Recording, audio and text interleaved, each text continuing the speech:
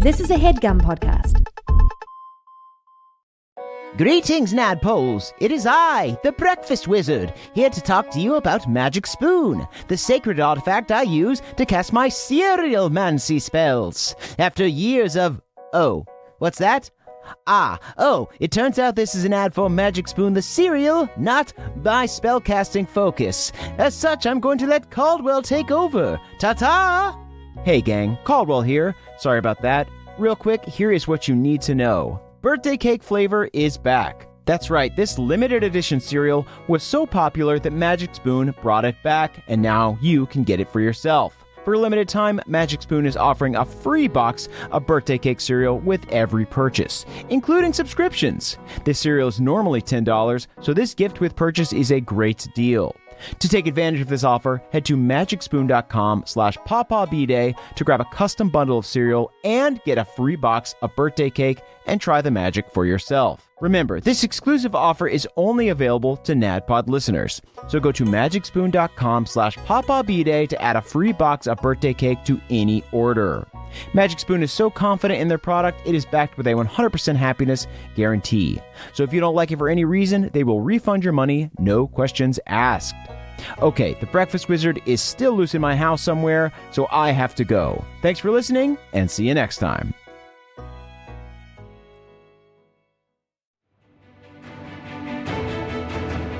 Welcome to the campaign after the campaign. This is not another D&D podcast.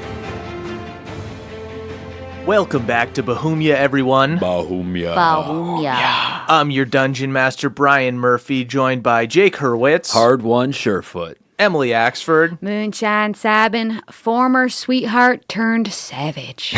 Ooh. And Caldwell Tanner. Beverly Togold V, away from home. There That's he right. is. Well, you're always away from home because you're homeless now. Your home exploded. Oh, I hadn't thought of that. Oh, yeah. Well, you know, home's where the hard one is. Oh, that's nice. That's beautiful. You also have several vacation properties. Yeah. But I'm away from them currently. That's true. Just give me this. Okay. Cool, guys. So let's do a little recap. Last week, you guys escaped Galateron on your airship and finally got some answers about Crick. Ulfgar revealed that he was cursed by a demon woman in the Nine Hells who, like Moonshine, had mushrooms in her hair and spore powers. You also found out that this mysterious demon woman was never killed and could have escaped hell after Osmodius was defeated. Ulfgar jumped off the airship to stop himself from hurting everyone, but vowed to help you if you could ever cure him. And hopefully he's still alive. You guys just saw him.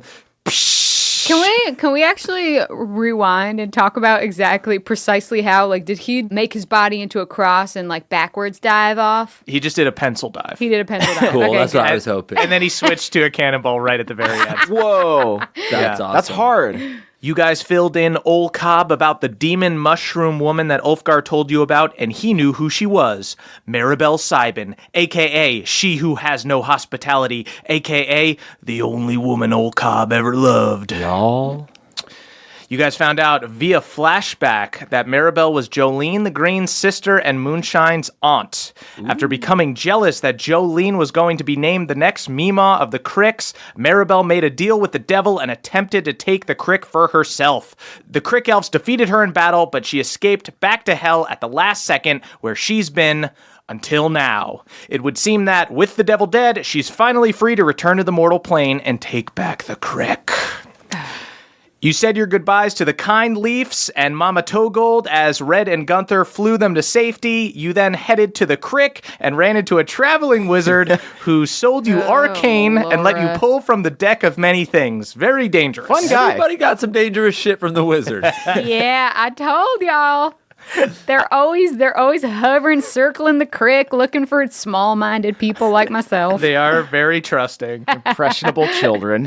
Only Bev and Moonshine pulled, and they both got very lucky with the deck of many things. Moonshine got the star card and gets to add 2 points to any stats. And I think, Moonshine, you're still holding off. You're going to kind of wait and decide what you want to do? I believe I have decided. Okay. Ooh. You don't have to reveal it if you don't want. Well, it's not really that exciting a reveal. I believe I'll be up in my dexterity. Oh my goodness. Guys, you heard it here first. Dex is going up by 2 points. Can we say that now when I do a split, I'm like even closer to a middle split? Oh, yeah. Cool. You've Like- been studying those Yeah. those videos from Shay. on the road. Shay.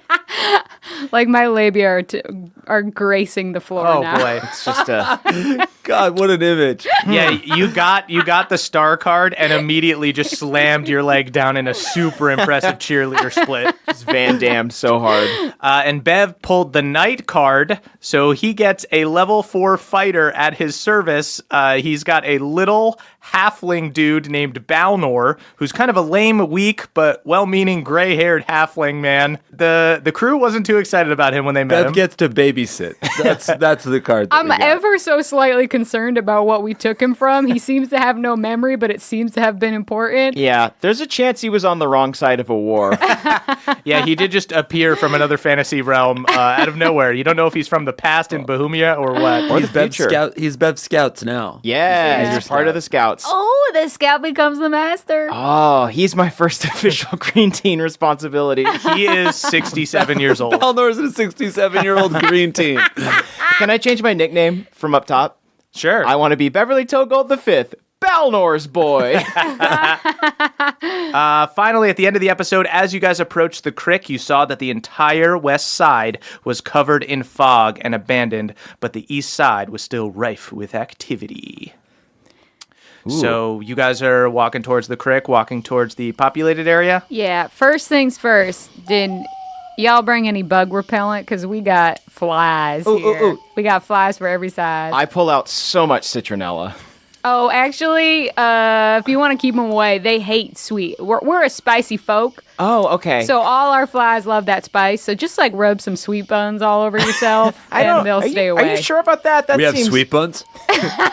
Oh, good point. Citronella will have to do. Okay. Balnor steps up and goes, "You know, I never leave home without off. I've got some off if anyone would like Oh, that's it." Deep Woods. Wow. All right, yeah. Well, actually, we don't need the ticks. You don't have to worry about because they're big enough. You can kick them away.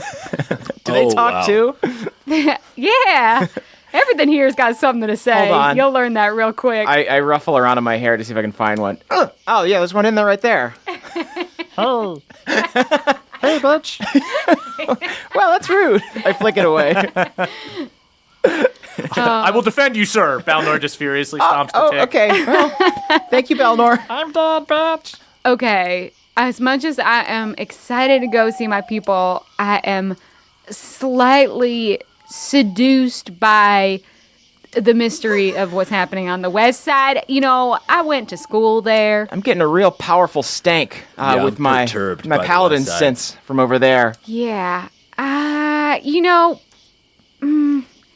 maybe we just go get a nice home cooked meal, and then maybe like after dinner we go for a walk in the deep, dark, evil fog. Yeah, We as could soon as ask it what's gets going on at the darker. west side too. You Yeah. have some elders that you respect their opinions, right? Well, actually, the youngins are wiser than the elders Are sometimes. the youngins who I hear shrieking maniacally on the east side of the Wait, creek? those Yeah. youngins that are all peeing on that one tree? Well, they're probably putting a fire out in their Oh, yeah. defense. Yeah, you just see fire and Yep, that is the fire Oh, yeah, department. It looks there's- like that kid can't be older than 9. Oh, I see how it works. Those youngins are starting the fire, and then those Right. ones are putting it out with their urine. Wow. Yeah, Circle uh-huh. of life. But Reminds me yes. of the dwarfenage, actually. Yeah, Hardwine, you are correct. That is the fire department. Kids after my own heart. Just a couple of pissing youngins. Let's go get some of that famous Crick food, huh? Oh, I hope there's a craw boil going on. sweet. So you guys approach the Crick, the east side of the Crick, and to the surprise of probably everyone but Moonshine, it's actually quite beautiful. The city is lit up with hovering magic torches, and the stump houses are alight with a warm glow. Crick elves travel merrily from stump to stump using rope bridges, opening hatches and joining the people inside. You see a big bonfire with people singing and dancing while youngins chase nanner flies, these big lightning bugs with hooked yellow glowing butts. They love them nanners. Keep them at your nanner bush. Near the bonfire is this giant ancient tree that Moonshine, you would know this as the grandma tree. And in lieu of having taverns or other meeting places, the Crick elves all gather here at the foot of the tree where there's always a fire going, a song playing, and Crick water flowing.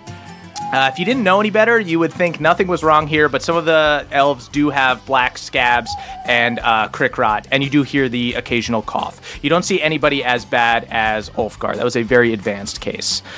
So Crick, start saying hi to you guys as you guys walk in. I gotta make a formal announcement of my arrival. I'm gonna hop on a real tall stump. Okay. Is that the shouting stump? Yeah, I'm gonna hop on the shouting stump. Oh, hey, Moonshine wants to say something. Hey, Moonshine. Oh, no, back. I just whip out my fiddle and I play the I'm Back song. She's back! Everyone claps and everyone's dancing around the fire. You see one guy, Petrie, of course. There's a lot of Petries down at the Crick. Petrie! Get out! Not to be confused with Pieter, but we did establish that there are lots of Petries down at the Crick. Yeah, common name. So, Moonshine, you see at least like 3 Petries that you recognize. Petrie 1, Petrie 2, Petrie 3. One of them starts playing a banjo, and a few people are dancing. You see a little Crick bullywug family, about knee-high. Ooh. You see a couple of the peepers, who are like the Crick bullywug kids, are wrestling each other, but the parents look nervous. The parents look like worried about something. They keep kind of looking over their shoulder to the west, where that fog was coming from. And you guys see youngins running around. One of them has a huge tree branch that is on fire and is swinging it at the other ones. Oh, sweet pea. Just swinging it at the other ones. Ah, you stop! You got me! You burned me! And they're just like kicking each other and fighting. The joys of children. Oh, no. I'm just putting everything I own into my pockets. Yeah, little grubby youngin hands are running up to you. Are you a Crick elf? What Hi. are you? No, I'm What are you? I'm from Galateron. I'm a Togold. My name's Petrie. Do you live in a stump? Pietri? Did I say that Petrie. right? Pietri. He punches you in the stomach. Ah, sweet pea. Can I have some of your leaves? Did you bring leaves? I give him a copper. He takes it. What? He owns the Crick You now. know he's gonna melt that and sell that for brown leaves. What? I'm having trouble grasping the economy. You see the other youngins pounce on him and start beating the shit out of him, and you even see some adults trying to run and grab at that copper. You also see Cousin Cooter steps out from the grandma tree. Oh, Cousin Cooter, how's he looking? Moonshine, you know that inside the grandma tree that it's hollowed out and that people can go inside, but there usually isn't a curtain. And right now there's a hanging pelt in the doorway. And you see Cooter exits, and you know he's got these black scabs all over him. He exits and he wipes his brow like he's been doing some work. Whew. Okay, I put new Betsy down. I say, y'all, I got a couple of special folks to introduce you to. First off, pride of the Dwarfenage, Hard-won Surefoot. I'm already huffing Crick water. Somebody. Howdy, how's it going? Hey, everybody. He loves our culture. He drinks our Crick water. I'm twirling my wood block. And then I've got a very brave little boy here, make him feel very warm and welcome, Beverly Togold. Hello, everyone.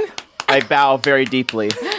Wow, he's so little. Look at him. You yeah. see the guy who's playing the banjo, also Petrie, runs over and just starts pinching your cheeks, but like real hard and aggressively. Now, I know that it is not necessarily Crawfish Monday, but if y'all want to show these folks how crickets get down, maybe we all go wrestle up some craws and get a little crawdaddy boil going.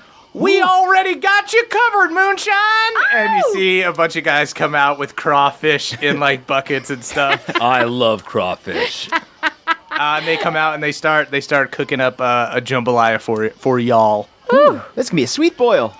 All right, y'all feel welcome enough? I'm eating a raw crawfish right now before it goes into I'm gonna go around and make them give them way too many names. That's Petrie. That's Salmonella. Oh, how you doing?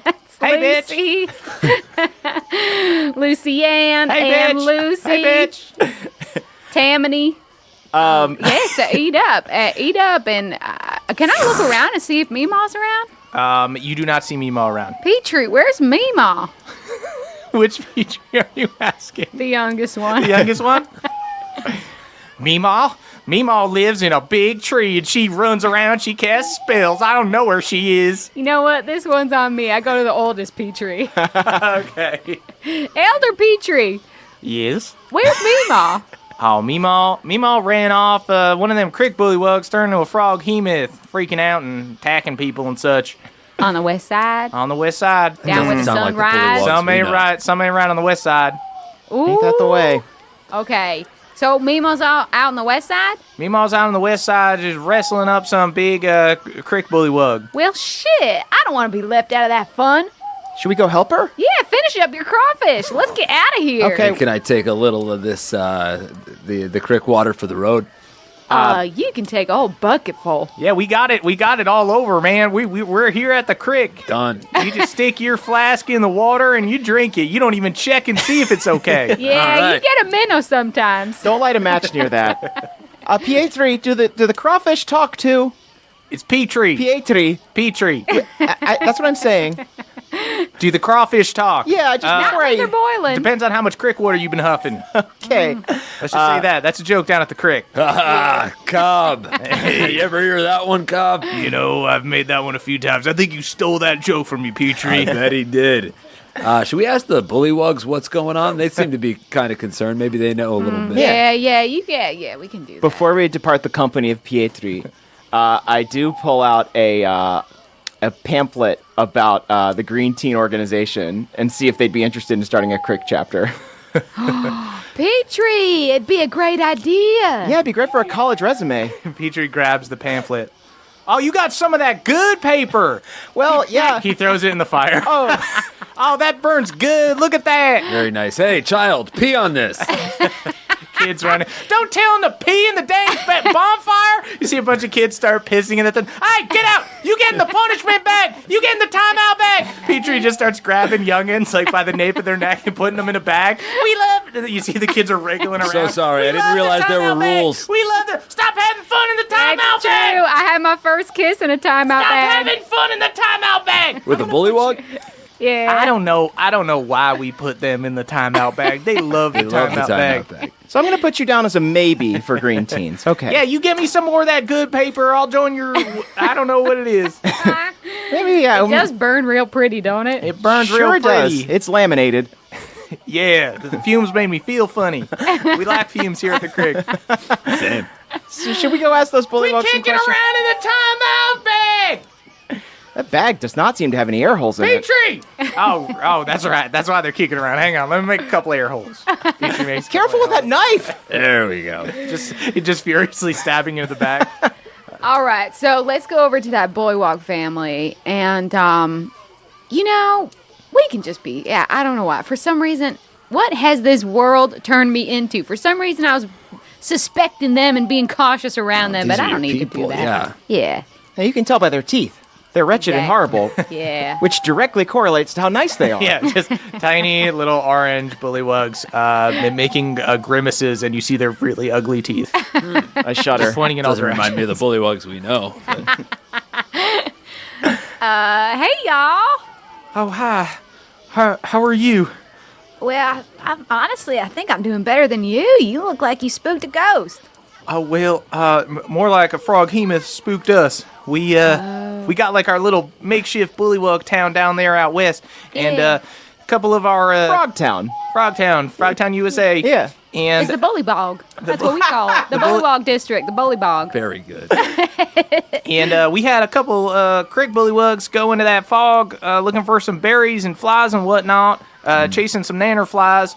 And they came back, and they are giant monsters. So we came back. We asked the Meemaw here if she would help out, and she went off. But we're real worried about our family. We're real worried about our home. They Whoa. came back as giant monsters? Yeah, they were big. Okay. Is there any cure?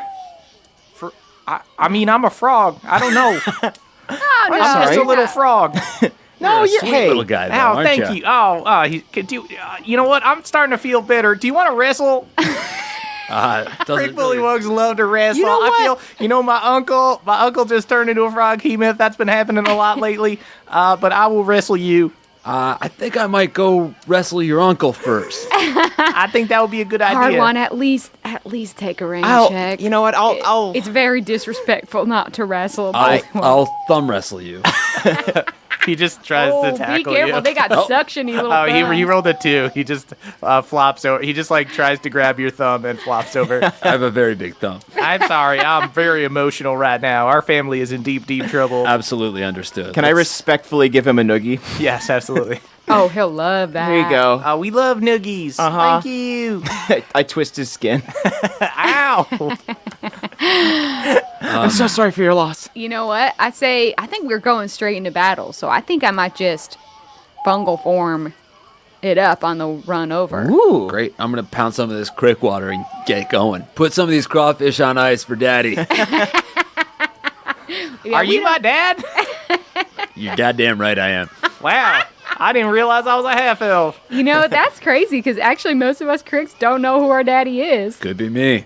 Whoa. I mean, probably not, but That little thing's going to be walking around all proud like he knows who his daddy is. That's actually a saying. Yep. Don't be walking around like you know who your daddy is. Could be Balnor. That's right. I could be somebody's dad. Who Balnor knows? could be someome's dad. I don't remember anything that happened since I oh, came out I of the forgot void. you were here. Oh, hey. Right. Howdy do. I didn't announce Balnor. Hey, that's okay. I mean, I'm new. I could understand how you'd forget me. I'm just a little guy. Balnor, do you want some crawfish? I do it real half-hearted. I step on the stump and I'm like, and this is Balnor, something like that. Everyone's Okay. singing too loud to notice Okay. him. I did it. You see the youngins get out of the timeout bag and Yay. tackle him. Yay, Baldur. How far away is the west side from us? Not far. Okay, cool. So you guys race to the southwest, and you begin to hear the familiar sounds of the Crick bullywugs that you guys heard in the Moonstone Swamp. Wah, wah. But these bullywugs sound very concerned. Wah, wah, wah, wah. I take notes of the inflection. Yes, these ones sound very panicked. You also hear the sounds of a terrible beast. That sounds like the Bullywug King. Yeah. And you see a bolt of lightning crash from the sky. You head in the direction of the lightning until finally you see Meemaw, aka Jolene the Green, battling it out with this gigantic frog beast with crazy tentacles, bigger than any creature you've ever seen except for maybe the mithril dragon. Jolene's green cloak bounces around her as she dodges a tentacle attack. You can see her red hair now has a streak of white in it, but she's an elf, so she still looks pretty young. Pretty fit. Pretty fit. Yeah. And she's got Maw, who is her pawpaw, a possum who is out and about, like, getting involved. She's, like, scrambling around. Scramble girl. That's a good possum. I plug Pawpaw's ears so he's not insulted. Hey, you're all right too, Pawpaw. Pawpaw's very excited to see his mom. Oh, I shout, Meemaw, your prodigal youngin' has returned. You see, in the middle of this fight with this giant frog, she turns and sees you guys. She goes like, hey, I could actually use your help because there are actually 2 frog hemoths, and I would love if you could take one of them off my hands. Suddenly, another one of these monsters bursts out from Shit. like, behind you there guys. are 2 of them. Real okay. quick, this is Hardwan Surefoot and Beverly Toggle. Hello, Master of ma'am. the mountain. How do you do, ma'am? Another bolt of lightning comes down from the sky and strikes this frog hemoth. Oh, it's so nice to meet you. Wow, very impressive. Big fan of your daughter. And you hear Mama Gump, the possum, is an awakened possum, so she can speak. And she goes, my son, it is good to see you, my tiny scramble boy. And you see Papa runs over and starts wrestling with her. Stop, we're in a fight. Hard one bends the knee. Mama, it is an honor and a privilege. You have my axe. So roll initiative. All right. You guys are in a fight with Frog Hemoth. 20. 19. 9. Oh, you know what? Roll for Balnor. Oh, yeah. Roll for Balnor. Oh, shit. Once again, I forgot to introduce He has a Balnor. -1 to dex. Okay, so that's going to be a 6 for Balnor. You see Meemaw is kind of tangled up with this one frog hemoth that she's fighting, and this other one bursts out from this Crick bullywug camp that you guys are in the middle of, and you see he's got these huge tentacles and this giant maw, and you see he shoots out his tongue, grabs like an entire tent, and swallows it. Oh, boy. We are in danger of getting swallowed. And then He's eating tens like they're crawfish. and then he roars at you. Oh. Go ahead, hard one. You're first. Hey, buddy, are you still some kid's uncle in there? I got no hospitality! Okay, then I'm going to swing my axe at you. 16. 16 hits. He's a big frog. He ain't wearing armor. Thank goodness. 14. Cool. You slash right into him. You nick one of his tentacles. Wow! I'll keep on spinning. This one's for you, Mama. Nat 20, baby. Oh, hell yeah. Mama's gonna be That impressed. was good. Woo-wee. Very good, my champion. Hard one. You have my axe, you have my heart. I'll follow you to the end of the earth. Your offspring is my hero. Mama blushes. She's in love with hard one. Is Mama wearing clothes? Papa's upset. No. No, she just looks like she's like a bigger Papa, essentially. Okay. 27. 27 damage? Jeez. Hee. I guess since I'm trying to impress Mama, I'm going to use my second wind here. Or my action surge, sorry. 17. 17. That hits. For 12. And then I wink at Papa. Oh, damn, but I might miss. That's 15. That hits. All right. Yeah. 10. 10 damage. Dang. Yeah, you messed this big frog right up. He's still looking healthy. I mean, was healthy insane for a first monster who round. was turned by Crick Rod. Yeah, he's also got these like black scabs all over him and a giant just pile of ooze, like a full dead Crick bullywug covered in ooze falls out of his mouth. Oh, God. I almost lost my appetite, but still intact. my nephew. Okay. You're a bad guy. One of my nephews. Which one? The bad one. You're the bad one. Hey. Moonshine, you're up. Moonshine. First off, bonus action, casting Flame Blade Okay, on New Betsy. cool. And you are a fungal entity? Yeah, symbiotic entity. And we have determined that you can cast spells while you're in symbiotic entity because Yes. we reread the Unearthed Arcana, and Yes. it doesn't say anything about not being able to cast We reached spells. out to other DMs. It seems the consensus is I can cast spells, and So I Moonshine like rules that now. consensus. Don't at us unless you want to say, good job, I agree. Don't mention any context. Just say, "Good job, I agree." Thank you.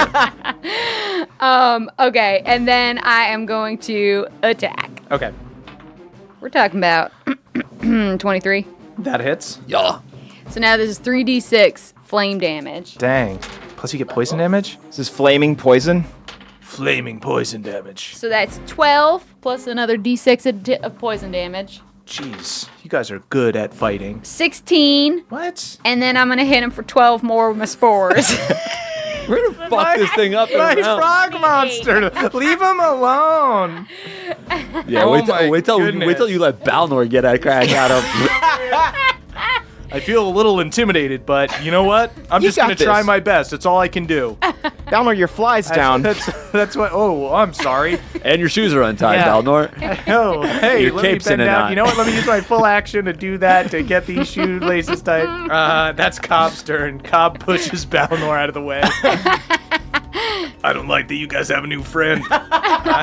We don't. And he shoots at the frog, and he hits him for 6 damage. You guys with all your special abilities are a lot better than old Cobb right now. Okay, old Cobb hits on his second attack.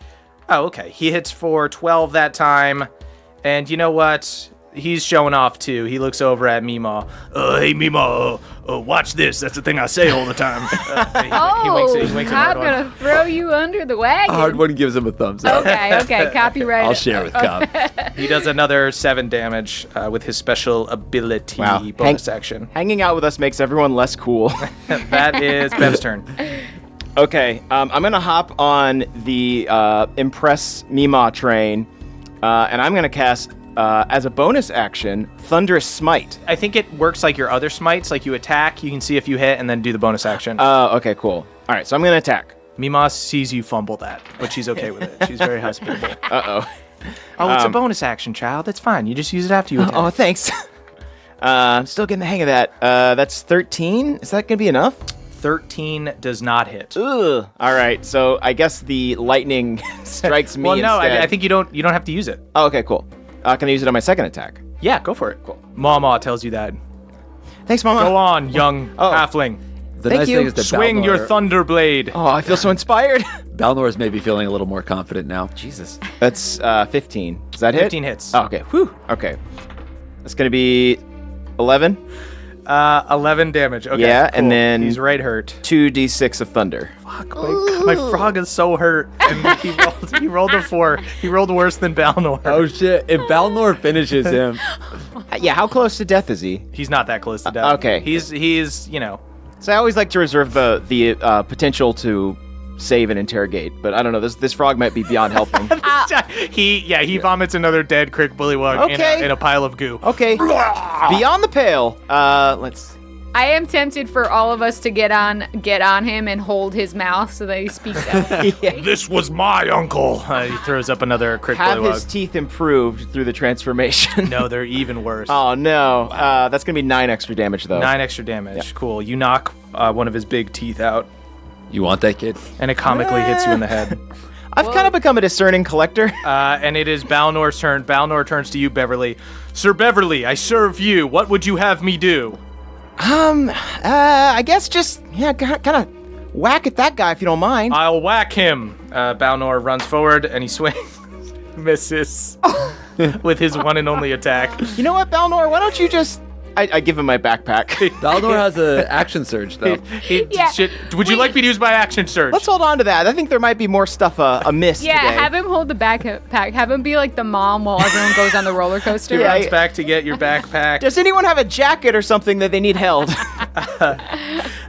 He goes back to grab your backpack, and the frog Hemoth is going to shoot his tongue out at Balnor. Oh no! No, my backpack and also Balnor. Oh, okay. So Balnor's got to do a strength saving throw. Go ahead and roll for Balnor, Beverly. What's his strength? Uh-oh. What did you get? He actually has a +4 to strength. I'm doing some real Beverly rolls today. That's a 6 plus what? What was the strength? His strength is 4. Okay, so that's 10 total. 10 total. Okay. No. Oh dear. He gets a tongue wrapped around him and gets pulled within 5 feet of the frog, who makes a bite attack as a bonus action immediately. Super gonna hit Balnor. Oh dear. I'm regretting ever being mean to Balnor. Y'all, if he gets... It's okay, I love you all. Oh, my lord.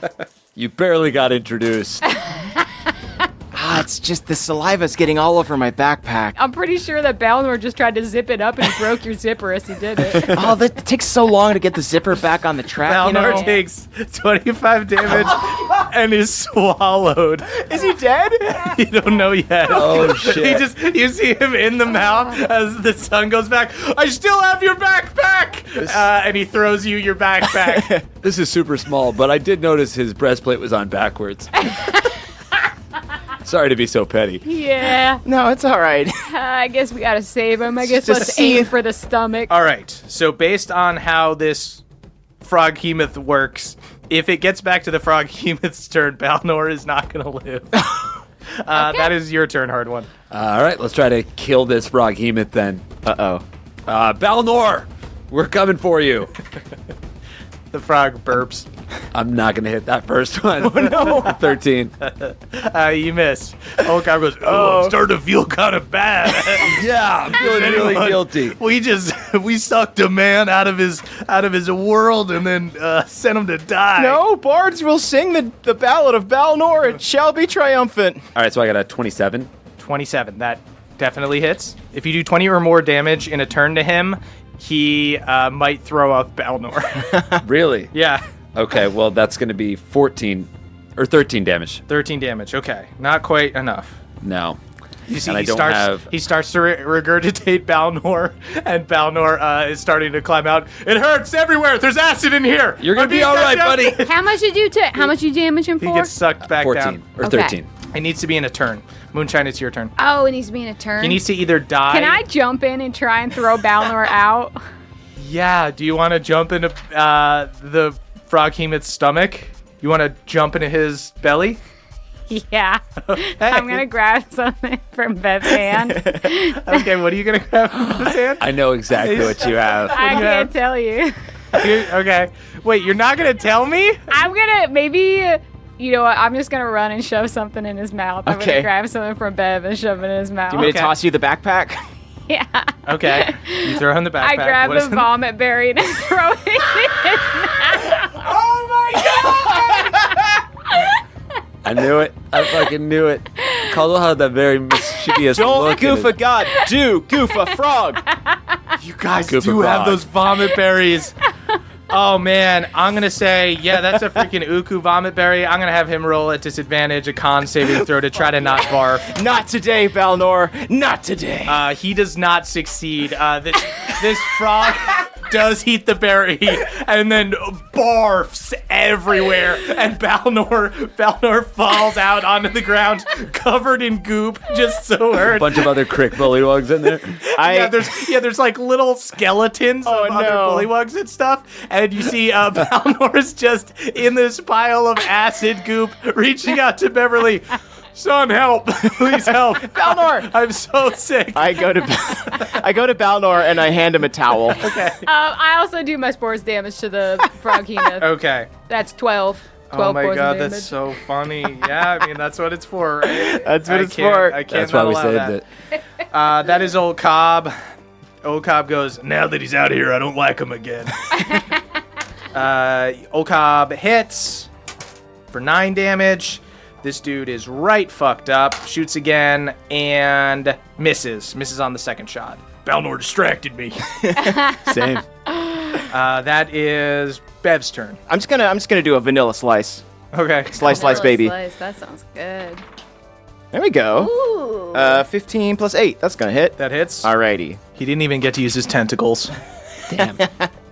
That's going to be 10 damage. 10 damage. Okay. He's very hurt. Second attack? Yep. Ooh, yeah. Will I? Yeah, I think you will. Last yeah, time you did. that's 15. Yeah, That that's hits. gonna hit. Thank God for this low AC frog daddy. Ugh. Okay. Oh yeah, that's 14 damage. Damn. Finish him. Woo! Give the honor to Balnor. I do. I absolutely give Balnor my sword. All right, you rude piece of crap. I'm sending you back to the fog where you came from. And he runs forward and he falls flat on his face. Okay. And Beverly, you need to kill him. Sorry, I'm still dizzy from all the stomach acid. Yeah. All right. Yeah, C plus effort, Oh, Balnor. my shoes came untied. They already were untied. I grab my sword and I like kind of dejectedly say, "Strike wild, hard shine." As you just low effort cut through him, he goes. And like a giant mist of evil necromancy goes through him. I grab his cheeks in the last moment so I can understand his dying words. Oh, I wish I was a better uncle. that's Don't worry. So sad, but so true. We're gonna fix this. I promise. Yeah, so the dust kind of settles. You see Meemaw finishes off her frog hemoth, shoots him with a wall of fire. Flame goes all around him, and he dies. She walks over to you guys, and she gives you a big hug, Moonshine, and she runs over and she greets Hard One and everybody. Oh, look at we got a tall Crick elf here.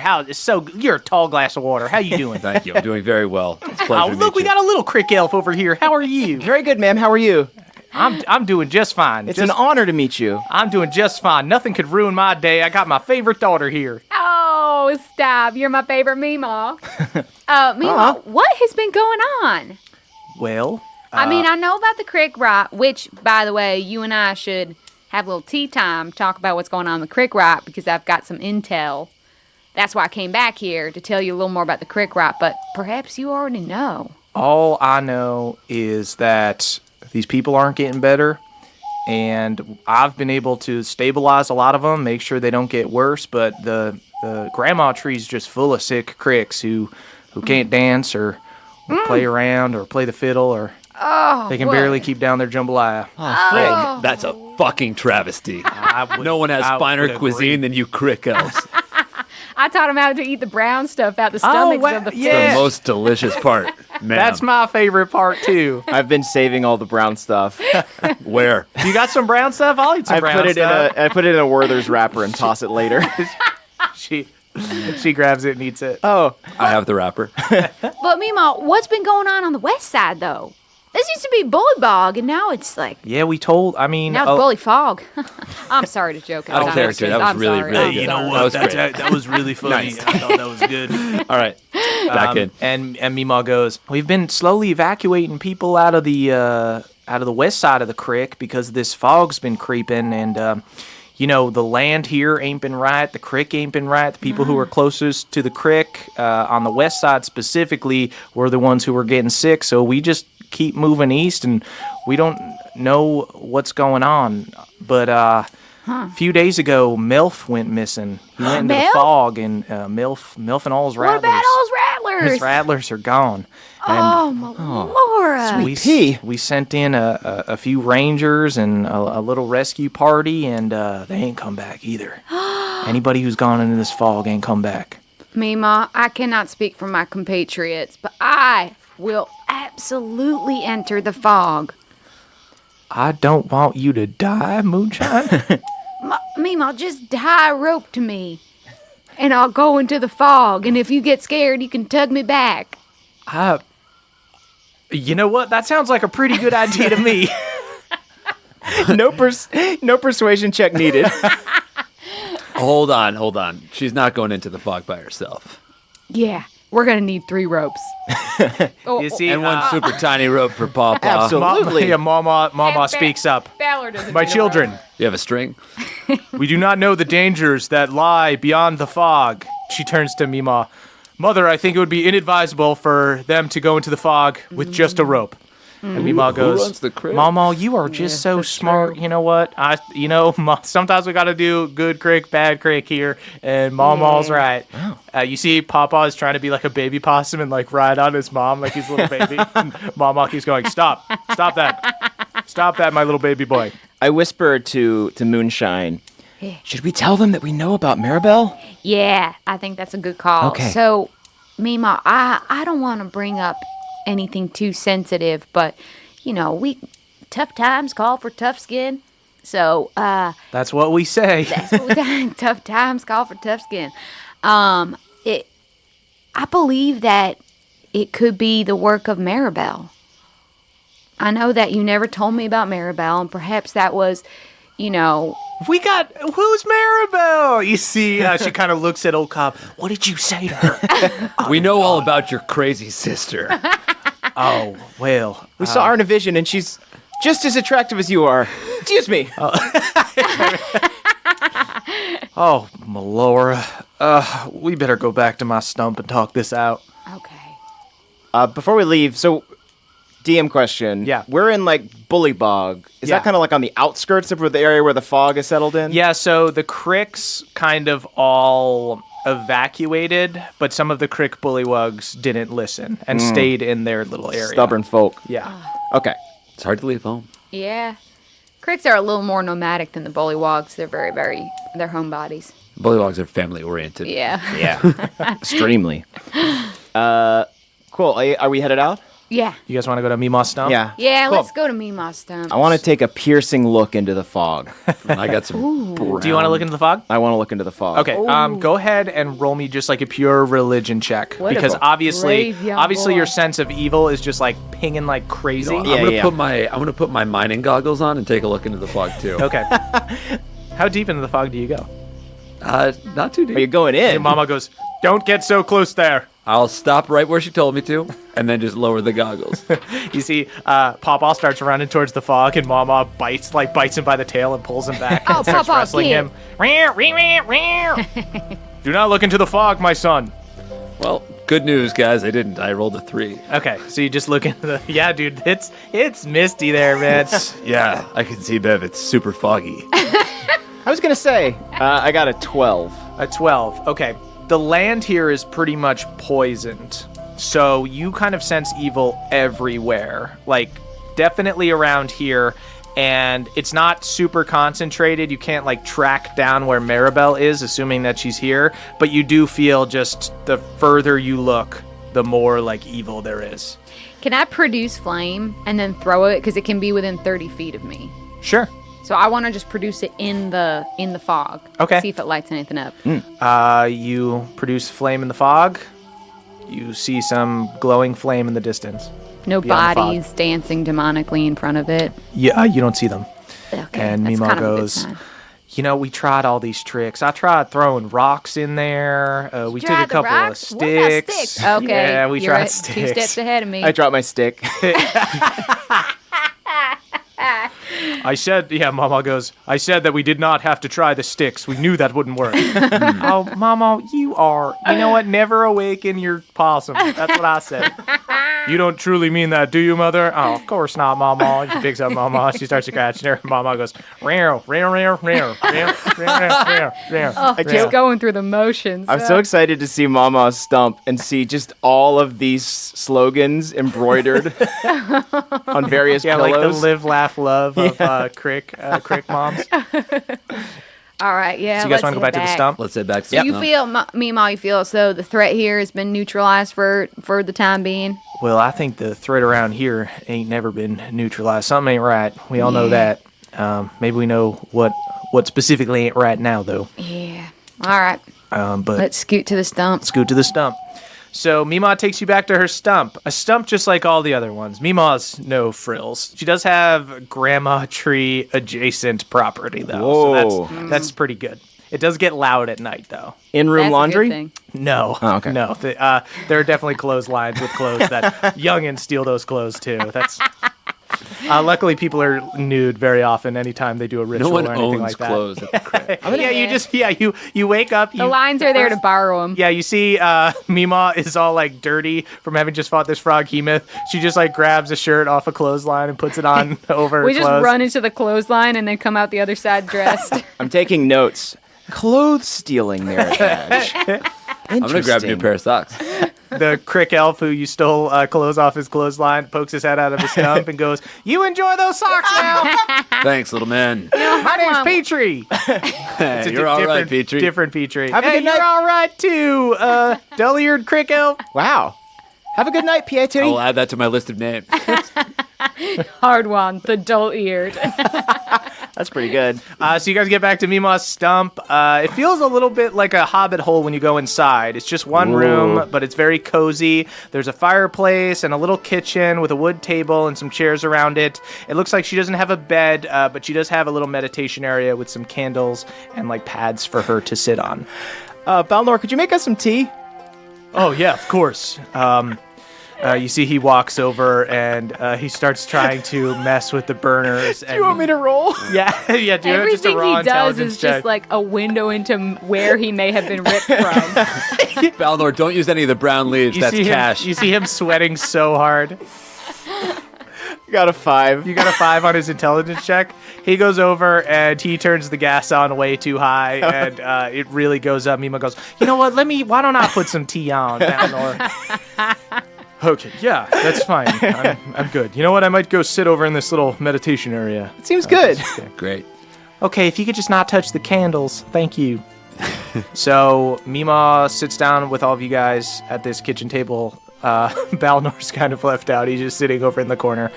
So it's you guys, Old Cobb, and Mima. And she goes, "Now, what are you saying? What does this have to do with Maribel?" We found out that the Crick rot is demonic, necromantic. I don't know if there's a difference. I'm not a woman of learning. And we encountered, the legendary heroes? I'm familiar. Well, Ulfgar. You met Ulfgar? It was awesome. Yeah. But also a little scary and sad. Yeah, he's got a pretty advanced Crick rot. Oh no. Yeah.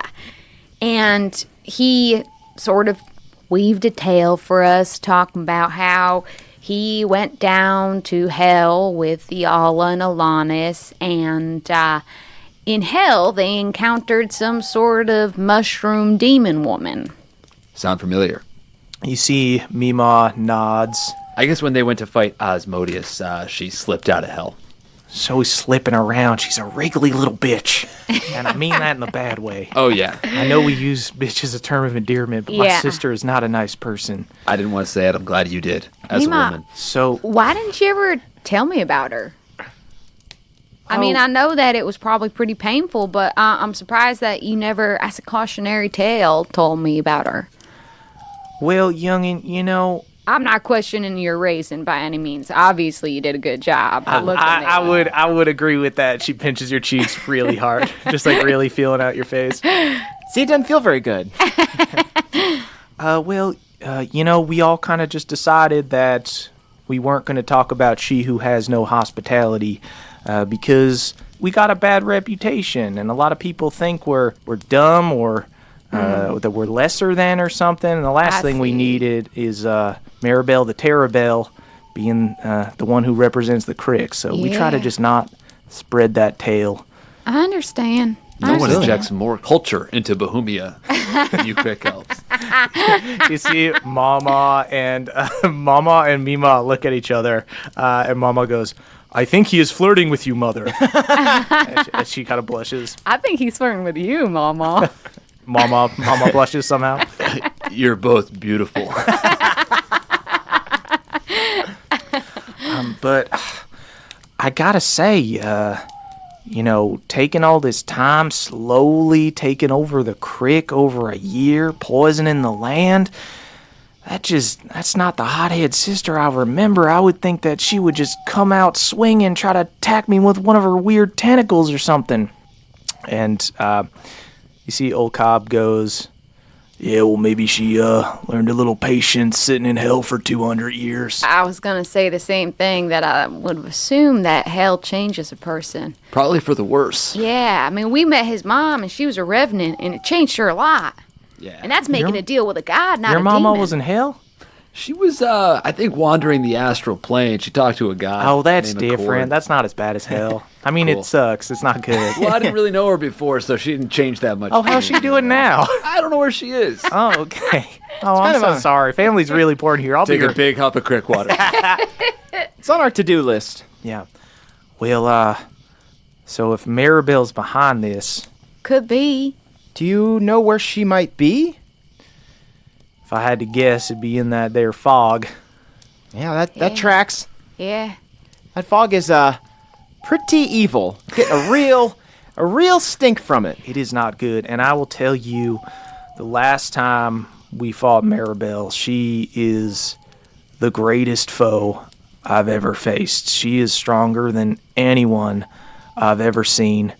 And she fought us aggressively and stupidly, and she still almost won. And if she's wised up and she's trying to turn our people against us and use her spores to turn people into zombies or whatever, then I worry for what she's capable of now. I can't understand that. If what she wanted was the Crick, why would she destroy all the Crick?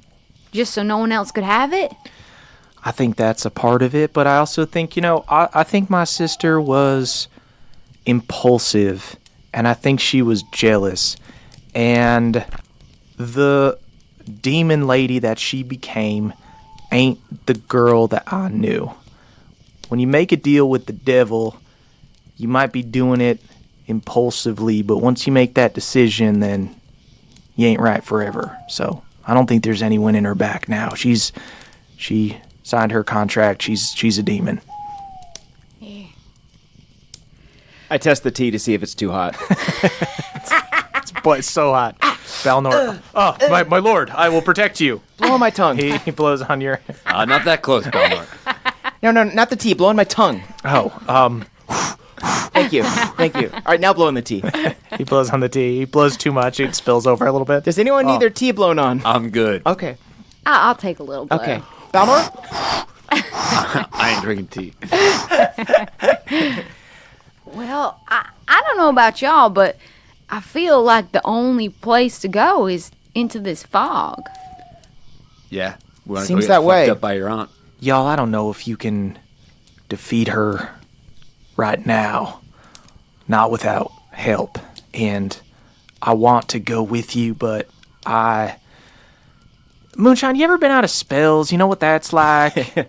Oh, I just did it for the first time, and it felt like It felt is like terrible. 4 episodes of a podcast. I if y'all know what I'm Oh, saying. I do not like listening to podcasts. Podcast, isn't that when you flick bean pods into the crick? Yep. Yeah, we call that fishing podcasting. Oh yeah, I went podcasting this morning, caught a few wrigglers. I am casting spells all day. I am casting Greater Restoration on these people who are sick, and if I leave, if I'm not here, then people are gonna die. Yeah. But I mean, the 3 of us. Are you suggesting that we need to enlist the help of some fellow Cricks, or is there a nearby town we should go to? See, Meemaw turns to you, Moonshine. She says, I ain't talking about just Crick elves or humans or your friends here. I'm talking about nature itself. Have I ever told you about the elemental chaos? No. Dang, you've been holding out a lot, Mima. Well, I didn't. I got like 600 kids, kid. I know. Ain't that the truth? I know tell you were. what. You think those kids are bad, Ken? Put in the timeout bag. You got this girl right here. 600 Yeah. kids, though. Y'all are fertile as fuck. After a certain point, timeout bag you associate it with kissing, so you just go in there to get kissed. Is that what fun. you're doing in there? Yeah, it's like all dark. You don't even know who you're kissing. It has been a long time since I've been in the timeout bag. The books were right. It is the horniest place on earth. That's what they say about us? Yeah. We should sit you down and have you read us from the history books what they say about us. They say a lot of other more derogatory things, but that's kind of the highlight. Derogatory. That sounds complimentary. Yeah. It is not. Very. It is not my child, says Mama. Mama. And Meemaw goes, a long time ago, way back when, there were some powerful druids that tried to use their command of the elements to create their own world. They made 4 elemental titans to help build it. One for air, fire, water, and earth. Unfortunately, as these things go, titans ended up being far too powerful and quite chaotic. The world they built was completely inhospitable and not fit for life. But if you visit it and prove yourself worthy to the titans, they just might grant you the power of the elements. I think that might be the only way you're going to be able to beat Maribel, by turning nature itself against her. You sure you don't want to do the rope thing?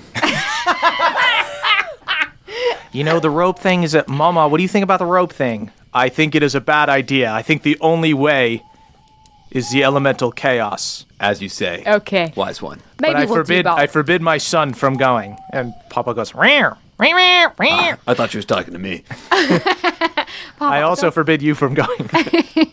I can't speak with animals. I want to know what Papa's saying. Oh, I should be allowed to go. Why can't I go, Mama? Papa, you have to respect your mother.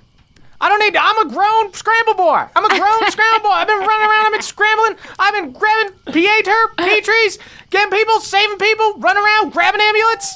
Mama, it is true. He is no longer a mere scramble boy. He has proven himself through countless battles. We would not be alive today without sweet Papa. He's a scramble man. He's a scramble man. You see Mama tears up. Perhaps I have not given you enough credit, Papa. We will return him to you safely, my queen. Please accept this Ritz Bits cracker. She furiously nibbles it out of your hand like a possum in the trash. Okay, that's enough. That's enough. put it- Ow, ow, ow. If you want her to eat something, put it in the trash. So is there like a door or something to this Yeah, I world? It's mean- not quite. It's a ritual. Oh, and a we are dangerous no stranger to rituals. Give us yeah. something, we'll pop it. I took a pill in Bohemia. I took a pill in Bohemia to show old cowboy was cool. God, that's good. It's a dangerous ritual. So first off, you have to consume a lot of crick water, which is, as we all know, best enjoyed responsibly. The hard one's already at it. Boy, oh boy. I did notice you were stumbling a little I'm bit. extra responsible tonight. Secondly, if you die while you're on this vision quest, you don't come back. Your spirit just haunts the elemental plane. Now, I can make preparations to send you off tomorrow morning, but only if you're willing to accept the danger. This is a vision quest for you to get to speak to nature itself in a raw, chaotic world. I mean, yes, I'm in. My question is, you got any tips for how to endear a chaotic, natural energy? You gotta dominate them, show them that you can command them. So we have to dominate and command all four? You have to beat them if you want their powers. You can just beat one and come back, but that would be, kind of lame. I don't know. If you want just like some water powers, that's fine. Oh, jeez. No. I guess. I don't know. When me and old Cobb went back in the day, we beat all of them. Whoa. Oh, Cobb, you went there? Yeah, I went there. It was a long time ago. Do a cool elemental magic for us. Oh, you only get to use it once. Oh, okay, gotcha. But it was You're the awesome. man, old Cobb. I trust you. It was my gun was a water gun, Oh, dang. but it like shot an- like magic Arguably good, worse. magic good water. All right, All right, A Crick super water. soaker? not a super soaker. I'd love to see you going to town with a super soaker. It's not. It ain't a super soaker. Damn it! Sounds fun on a summer day. It's not fun. It wasn't fun. Do that in a crocodile mile. Enough slip and teasing, slide? old Cobb. Leave me alone. This has been a rough couple days for me. You want to tease someone? Tease Balnor. Yes, that's Beverly. I will be teased for you. All right. Go on, mock my mustache. Never mind. He's a little too eager. It's like those goat men when they wanted to die. You don't want to do Take it. all Yeah. the fun out of it. Either way, I'm in. Yeah, I'm in. Absolutely. Wait, hold on. I grabbed the speaking stone, which we still have, I believe. The speaking stone has like a certain range. You're not going to Okay. be able to like. I was gonna call my mom to see if it was okay if I did the ritual. We could send you. I got an animal messenger. You want to write out a message for her? You know what? I'll just send her a postcard. You can leave her a voicemail on the speaking stone. No, you know when what? she comes back in range, she'll hear it. You know what? I'm a junior Green Knight now. I'm a Catalpa cadet, the first rank of the junior Green Knights, and I don't need my mom's permission anymore. We can do this. I took a pill in Bohemia. Damn right. Now old Cobb does think you're cool. I think you're cool too. Balnor puts his hand on your shoulder. Wet. Sorry, I was nervous. I have social anxiety. Really, really wet. The possums were Balnor. talking, and they were. I was scared. I think I was scared of possums in my other life. I'm like a little worried to, when you trip and someone's kind of lame. I'm worried that Balnor is going to be the lame guy who has a bad trip. I and we think have we're to gonna go on a. babysit. I think we should go on the trip without Balnor. Do we have any? Do you have any errands that you need Balnor to run? We can take care of Balnor here. Let's do it. All right. Are we going to go in the morning or are we going right now? I mean, are you guys at full health with all We should your... rest up. Yeah, let's rest up. While you're out, while you're on your vision quest, no time will be passing. Oh, great. Oh. Great. I Or love drugs. a lot less time. You might be out for like an hour, but be there for like 2 days. We'll be back in time for the crawfish boil. You'll be back in time for the crawfish Oh, wait, boil. no. Well, there's a Tuesday- crawfish boil every night. Okay. Yeah. Okay. Yeah. All right. Let's get into bed and get like crack of dawn tripping. Wait. Where do we sleep? Everyone, come on over to my stump. I'm talking about one big stump. One big stone. Big stop! One big stump. One big stop! Hard cut to a very small stump. We aren't all going to fit. We aren't. As you guys go, you say goodnight to Mima and Mama. I bow. Old Cobb goes, I think I might stay in my stump tonight if that's all right with everybody. You've been gone from home for a long time, Cobb. Yeah, we understand. That's right. Looks off pensively towards the fog. Oh, Melora. Maribel. And then he walks over to his stump. I don't know if Cobb should be alone tonight. I don't Balnor. think he should. I'll keep an eye on him. Just don't go and just stare in his window all night. Yes, sir. Good man, Balnor. I'll go keep guard of Old Cobb. Balnor goes and follows Old Cobb at a You're distance. part of the team, Balnor.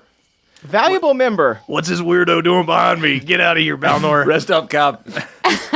He's gonna bring you water at night if you need some. That's right. Balnor and Old Cobb walk off. Hey everybody, it's Emily here to talk to you about Aura Frames. Mother's Day is coming up and some of us are looking for a way to shower the maternal figures in our life with love. Well, Look no further. Aura frames are the digital picture frames that bring all your photos and videos together in one gorgeous, high-resolution display. They're super easy to set up. They save you from the struggle of printing and framing your favorite photos, but most importantly, they help you stay connected with family that live far away. That's because you can kind of preload a bunch of pictures onto the frame, but you also get to keep adding pictures, and you can invite the rest of your family to add pictures. The gifts you make mean the most, so this year, turn your family's past into the perfect Mother's Day present with a connected frame from Aura. Right now, Aura has a great deal for Mother's Day. Listeners can visit auraframes.com/pawpaw to get up to $30 off on their best-selling frames. That's AURA frames.com/PAWPAW. Plus, listeners can get free shipping with code PAWPAW at checkout. This deal ends on Mother's Day, May 14th, so don't wait. Terms and conditions apply. Goodbye, sweeties. Hey there, Nadpoles. This episode is brought to you by Rocket Money. Do you know how much your subscriptions really cost, folks? Well, most Americans think they spend around $80 a month on subscriptions, but the actual total is closer to around $200. Holy hell. If you don't know exactly how much you're spending every month, then you need Rocket Money. Rocket Money is a personal finance app that finds and cancels your unwanted subscriptions, monitors your spending, and helps you lower your bills all in one place. Over 80% of people have subscriptions that they forgot about, and chances are you're one of them. Like that Stars app just to watch that one show, or that free gaming trial you never actually used. Well, Rocket Money will quickly and easily find your subscriptions for you, and for any you don't want to pay for anymore, just hit cancel and Rocket Money will cancel it for you. It's that easy. Rocket Money also helps you manage all your finances in one place and automatically categorizes your expenses so you can easily track your budget in real time and also get alerted if anything looks a little funky. Over 3 million people have used Rocket Money, saving the average person up to $720 a year. Wow. So stop throwing your money away, cancel unwanted subscriptions, and manage your expenses the easy way by going to rocketmoney.com/pawpaw. That is rocketmoney.com/pawpaw. One more time for you, rocketmoney.com/pawpaw. Thank you. Cool. Can we go in your stump? Yeah, welcome. Moonshine, what does your stump look like? Oh, I hadn't even thought about this. So I think that... Wait, you've been gone a long time, right? Yeah. You open it and there is another Crick elf in there. Just sleeping on the ground. Just food wrappers everywhere. Okay, first off, I give him like a little kick. And I'm like, first off, you know what I'm the most angry about? What's that? You didn't realize there was a Murphy bed sleeping on the floor, and then I take a bed out from the wall. Oh, dang, I've been sleeping down here for 6 months. I didn't even notice. And I went through all your cabinets. I know. It pains me to know that you were sleeping at my stump and you weren't even getting a good night's sleep. How you guys doing? I'm Billy Joe. Hey there, hard one. Hey, nice to meet you. All right. We all going to bed? I was already sleeping, so... Yeah, good night, Moonshine. join us. Billy Joe just goes, crumbles back on the ground and goes to sleep. Still not in the Murphy bed. I take out. I think that my Crick stump is like whenever you see like a documentary about tiny houses and they all have like lots of little things that like fold out. So I think I like fold out a bathtub for anyone who wants it. I fold out the Murphy bed. I fold out like a little like oven. I just like fold a bunch of shit out. I fold out a toilet and I'm like, I don't know. Sometimes passing strangers want to use this. Very helpful. It's full of acorns. This Crick elf Billy Joe has just been like collecting acorns and putting them there. Hey, don't take none of my acorns.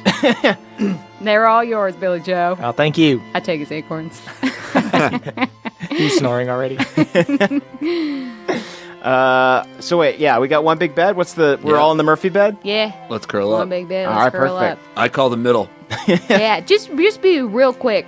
Does everyone feel good about going to this elemental plane? I don't want to make anyone do anything that they're not comfortable doing. My name's Elias Stormborn.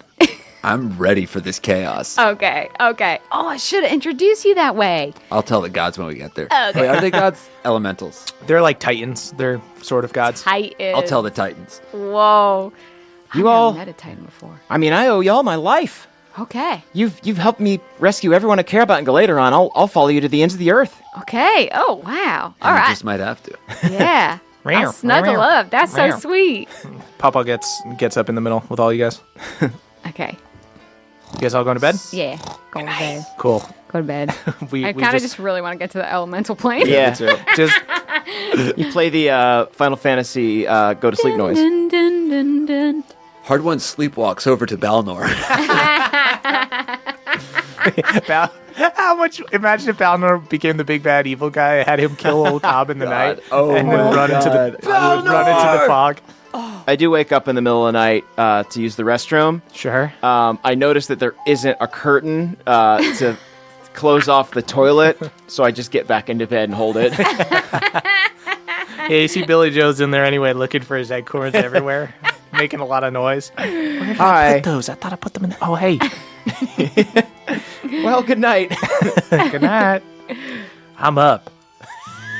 I only had to sleep for 4 hours. Oh, I don't like you just being up in here. I'm trancing. He climbs up the ladder and goes out the top of the stump and leaves it open. There's a draft. Some nanner flies fly in. Oh, it's beautiful. So you guys sleep through the night. Sun rises, and it is the morning. I'm running over. You I guys want are to do running this out? ritual. I want to get to this elemental. Crawfish breakfast to go. Ooh, crawfish breakfast sliders. We got eggs, bacon, and crawfish. Crawfish Amazing. McMuffins. Sucking the brown out. Yeah, you see. Putting a little Crick water in my coffee, and we're out. Let's go. Ooh. Oh, can I try some coffee? Yep. Yeah. Beva's never had coffee before. Oh, he's gonna be hyped up. Hell yeah! Heck yeah! Sorry. It's another walk me down. Yeah. Cool. So, you guys wake up and you do see that this bonfire is still going. Crick elves are making breakfast and everything. Mama does come get you guys in the morning, the possum, and she walks over to your little stump and says, "Follow me. We're going to a different fire for our ritual. Okay. The fire in our hearts, and also a smaller fire for the ritual." Love how literal you are. Yes, she winks at you. So Mama the possum, this is very confusing, leads you guys deeper east into the woods, and you see that Meemaw has gathered a bunch of the old folks, these older Crick elves. Moonshine, you would know this as the old folks circle. They're sort of the elder Cricks.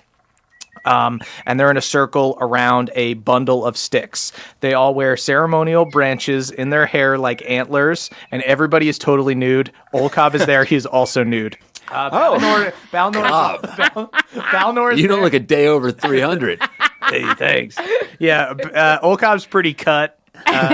He's definitely got a few scars. Do you have a V? Oh, yeah, he's got a V. Vicious Ooh. V. He's got a vicious V. Balnor's there in boxer shorts. He's a little nervous. I look to Moonshine and I'm like, do we? And I start gesturing I'm towards already my naked. clothes. You see, they've all got mud smeared on their face. They invite you guys to join them around this little bundle of sticks. And Meemaw goes, "You don't have to get nude. That's just something we do." Hard One's already naked. Well, You can just go down to your boxers, son. Balnor says. They said that was fine. After you cried a little bit. yeah, I guess I stripped down to my boxer. Okay. So am I not going? Balnor asks. We need you here. Yeah. It's not that we don't need you. It's not that we don't need you, it's that we need old Cobb a lot more. Right on. It's, you know what, we had you serve such an important job last night watching Cobb that you get the day off. You gotta rest. He kept talking to me. He kept trying to have conversations about life and stuff. Asking me what my deal was. What's my deal, Balnor? Get, Balnor, get! Oh, God, yelled at Balnor. Balnor, don't leave. Don't leave. Not like that. God, you can be swallowed by a bullywug at any time. I smell a bromance. So Meemaw goes, Balnor can stay here and watch you guys and make sure you're all good. Although ultimately it's your choice whether you leave the elemental plane or not. That's on you, not us. We can't wake you up from here. Balnor, just don't let me get any mosquito bites while I'm out. I will defeat every mosquito that comes near you. Keep us slathered in DEET. He pulls a sword out and swings dangerously close to you as a bug comes near you. Swat him with your hand, Balnor. Oh no, Balnor! Christ. Yes, sir. You're gripping that sword by the sword side. Ow. Yes, that hurts my hands. So you see, Meemaw takes out a little cauldron and puts it on the bundle of sticks. She pours water from a skin into it, then lights the branches on fire underneath it. You see the water begins to bubble. She then takes a speck of dirt, places it in the water, and there's a little sizzle and smoke. She pulls the cauldron off the fire, blows the smoke away with a big gust of air. Wink, wink, wink, wink. She then walks over to you guys with the cauldron and says, "Are you ready to face the elementals, to battle nature itself?" Yeah. Absolutely. "If you drink this, you'll enter a trance, and you'll find yourself in the elemental chaos. If you ever want to break your trance, you can, but you won't be able to go back and help your friends. Once you come out, you're out. What's your safe word?" Our safe word? Yeah, what are you saying to get out? With our... Oh, okay. You have to determine that now. Mine will be the name of my axe, Gemma. All right. Mine's also going to be Gemma. Okay. Gemma's the safe word. Mine's Gemma with a J. Okay, Gemma with a J. You have to yell Gemma with a J. You got that cup? I got it. All right, then, y'all, let's get started. You see Meemaw begins directing traffic. She gets all the old folks to stand in 2 lines. They all pull the branches from their hair and hold them out to make a little human tunnel. Meemaw walks through, holding the cauldron while they all chant in the druidic language. You feel the wind begin to pick up, and it begins raining. There are tremors in the earth as you feel it shake. The small fire that was heating the cauldron before suddenly bursts into a roaring flame. Meemaw reaches the end of the Crick Elf tunnel and motions for you guys to pass through. And as you reach her, she offers up the cauldron and goes, "All right, y'all, take a sip. We'll watch your bodies. Sip or a huff? Take a sip." Okay. I take out a wooden straw and I start sipping. And moonshine goes down instantly. Hard One looks at that. He's like, hell yeah. Scoops some with his hand and drinks. You pass out. Yeah, I pull out my little cup that's attached to my backpack. I take a sip. Drink some, pass out. Old Cobb takes some, passes out. So you guys... Oh, and Papa was licking the dribbles from my chin. Okay, got it. Papa also goes out. You see that happen right after Moonshine. He flopped real far. Mama had to catch him. My son. My little scramble man. So you guys fall asleep. And then you awaken in a field of grass during a terrible storm. The wind whips around you. There's thunder, lightning. You see tornadoes ripping up the rocky side of a mountain. It looks like Armageddon. This is a place where the elements run wild. Above you, the sky is full of lightning. To the west, there's a fearsome sea with giant waves crashing. To the east, you see a volcano explode and lava filling the air. And the whole eastern side over by that volcano is covered in ash. And to the north, you see mountains with a valley, like a path in between. That seems nice. Well, this looks completely different than the last time I was here. Man, they fucked this place up. Who's they? The fucking the Titans, man. Did you listen to the story? I don't know who else lives here. Nobody else lives here. It's just the weather. Oh, jeez. I feel strangely at home here. Yeah. I pull out an umbrella. Lightning comes out right next to you. Beverly, I'm assuming you have a really expensive umbrella. Oh, yeah. Oh, it turns inside out instantly. Oh, no! That was for golf. Oh, you got a fancy rain stopper. You got to put that away, kid. Does it pull me with it? Yeah, a little bit, yeah. So we got to establish dominance. Y'all want to start with air, water, or a volcano? Should we flip a coin? Or earth? You know me. I'm a man of the mountain. Let's start with earth. Oh, that's true. All right. Yeah. Dope. So you guys are starting to walk towards the mountains? Yep. Cool. So you guys start walking towards the mountains, and this is like the worst storm you guys have ever fucking been in. Like, Bev, you as like a small creature are, probably having to hang on to Hard One a little bit to not get blown away, and you guys are walking at almost like half speed just to get through all the wind. I pull out my backup umbrella. That one also through instantly. Oh, sweet pea! If you have a third umbrella, leave it in your pack. He does. I'm putting it back in. It was already half out. So occasionally there are tremors, like earthquakes, as you guys are walking, and the tremors get more and more powerful as you get closer to these mountains. And you see rocks and boulders falling from the mountain onto the path below. And once you approach and get close enough to the mountains where you're about to like walk the path of the valley, you see about 300 feet ahead of you a rock structure that looks like some kind of crude temple. And you see that the tremors and earthquakes are emanating from there. You hear loud booms and you see sonic energy like leaving the temple and exploding out into the valley. I say we march towards this temple. Cool. Yeah. So Light you a guys, torch. You guys start to go in. Earthquakes start getting worse. Everybody roll initiative. Oh, okay. So you got everybody remember their speed because this is a like running encounter trying to get as far as you can. Really? Yeah. 21. Okay, I got a 23. I got a 10. So the way this encounter is going to work, you guys have to run 300 feet to get into this temple and get away from these like falling rocks and tremors and everything. Ooh. There are going to be layer actions on 20, 15, 10, and 5, and I'm going to roll a d4 to see what happens. Or I'll let you guys roll a d4 in front of the table just for fun, and I'll tell you that on a 4, nothing happens. So But it like someone stays with a safe. higher speed is going to be safer? Yeah. Okay. Because you're trying to run as fast as you can. You've got 300 feet to cover. You can take a full dash action, but if you get hit by a rock or something, you might get knocked prone. We'll see what Okay. happens. I'm going to go ahead before we enter properly. Already in. You're Okay. already in. Go ahead, Moonshine, you're Do it first. later. I'm going to use a 3rd level long strider on Nice. you two and Olcab. Woo-woo. Okay. How much speed does that give them? Target speed increases by 10 feet for an hour. Okay, so most of these guys have 20. You guys have I have 30? 30? Okay, Olcop has 30 as well. So I have they 25. 40. Okay, so you have 35, and Moonshine has 35. Yeah, 35, right? yeah. Okay. So I think the way I cast long strider is just by a little encouraging pat on the butt. Okay. Great. You pat everyone on the butt, and then are you starting to run?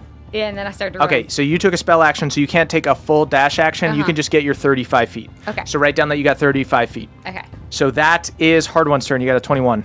Quads don't fail me now. What do you want to do? Do you want to Oh, just I'm do gonna- full yeah. dash? Yeah, full dash. 80 feet?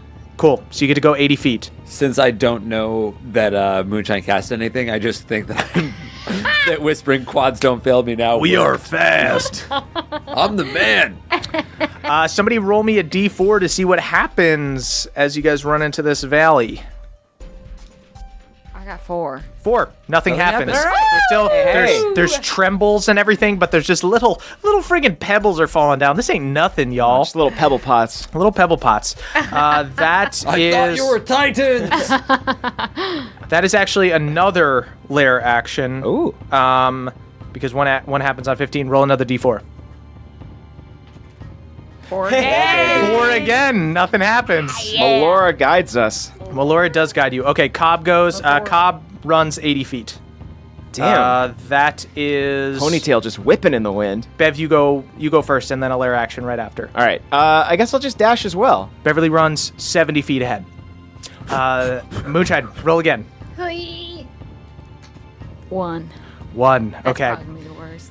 The earth cracks in the middle. I need everyone to do a DC 15 Dex saving throw to stay standing. Who's near me? Olcob, Hard One, and Beverly are way ahead Okay. of Moonshine. Because Aura of Protection will apply to them. Great. Okay. Oh, what's aura protection? Whenever you or a friendly creature within 10 feet must make a saving throw, the creature gains a bonus to the saving throw equal to your charisma modifier. So that's +4. Sweet. Dang, that's Okay, huge. so it's not makes me it's not not fail. it's not advantage. It's just a +4. Yeah. Okay. Cool. I fucking beat it. You said it was 15, right? Oh, I got a 17. Okay.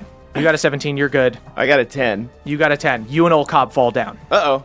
As the earth shakes, Beverly and Olcob fall over. Oh, we just fall over. You just fall over. You're knocked prone. But then you Okay. need to use an action to stand up. Ah. Yeah, you'll need to use half your movement to stand up. How are my shins looking? Did I skin them? You certainly skinned your chin. Dang. My sticks. So that's another roll another d4.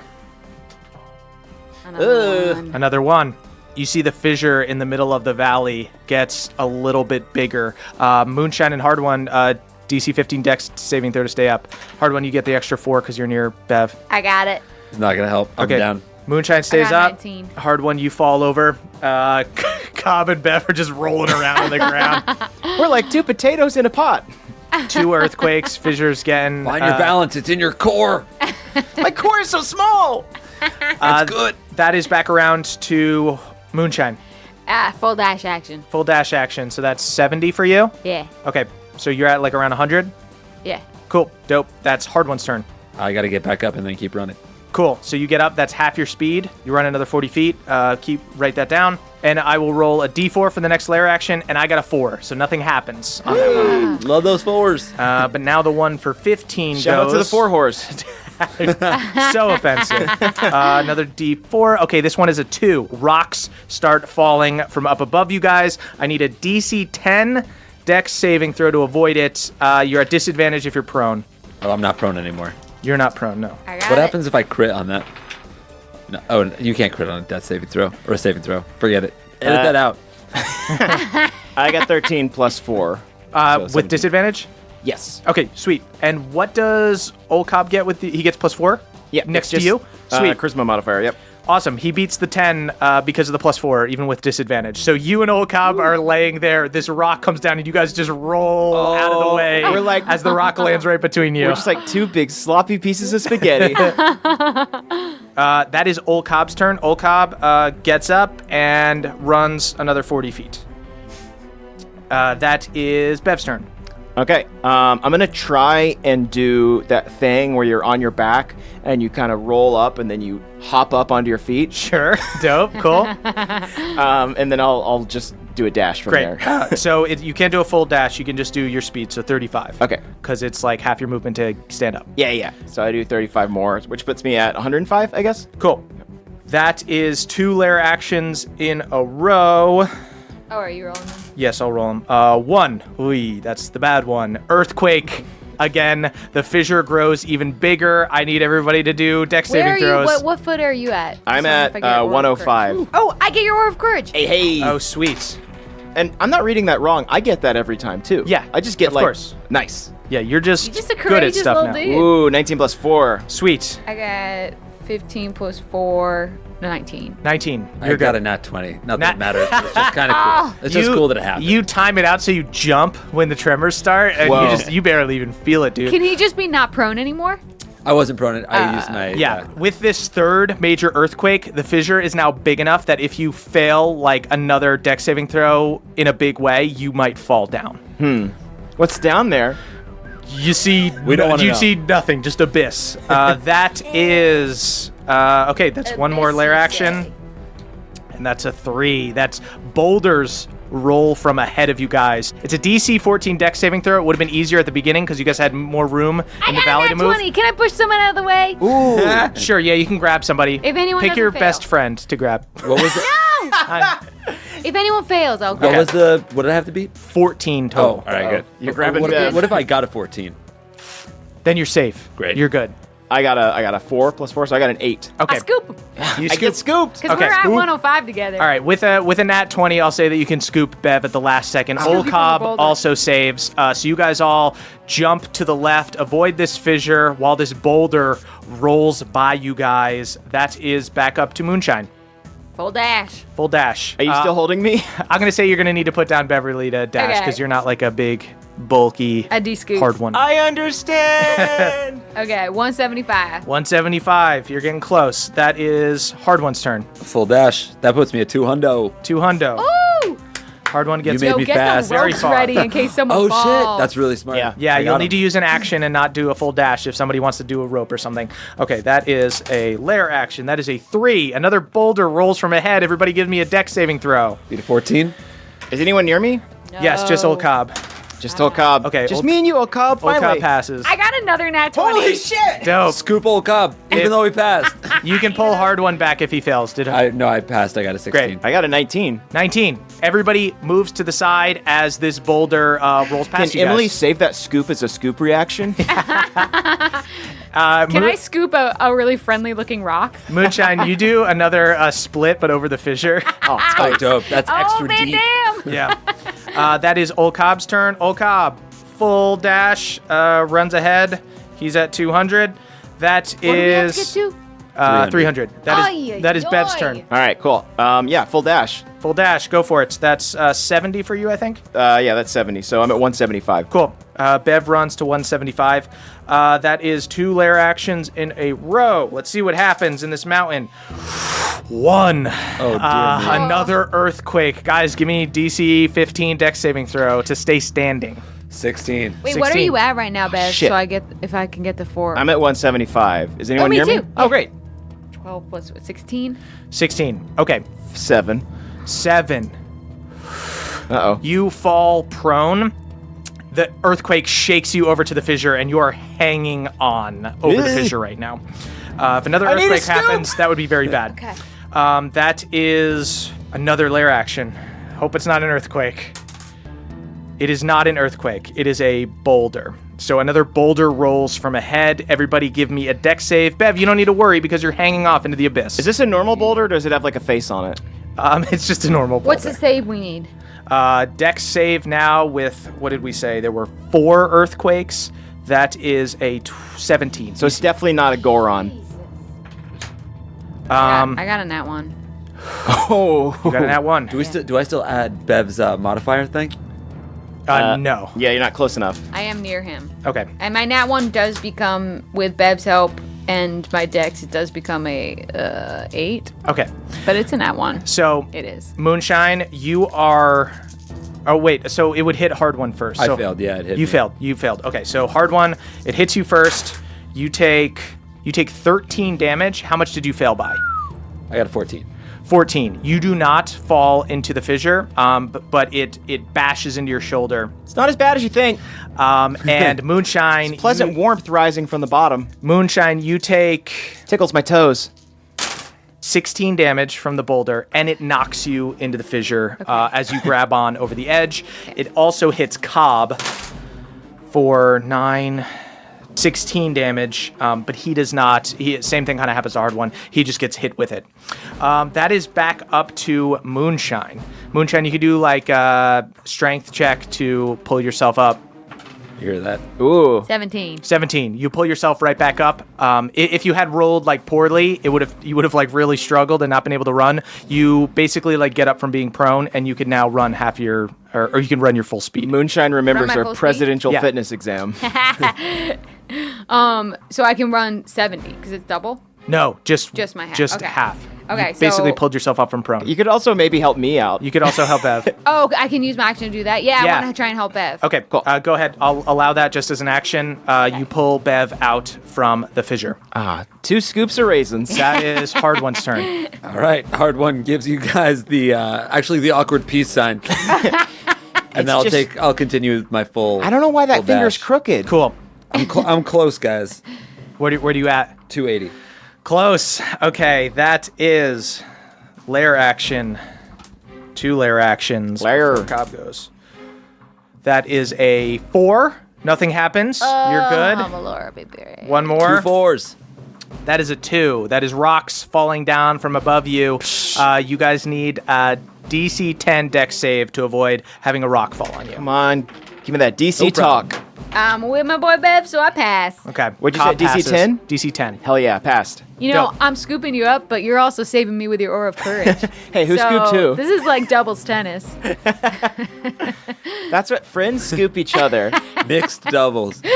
So you guys. Friendship is ice cream, and you gotta scoop your friend when you can. That's on one of the What's pillows. a Sunday without more than one scoop?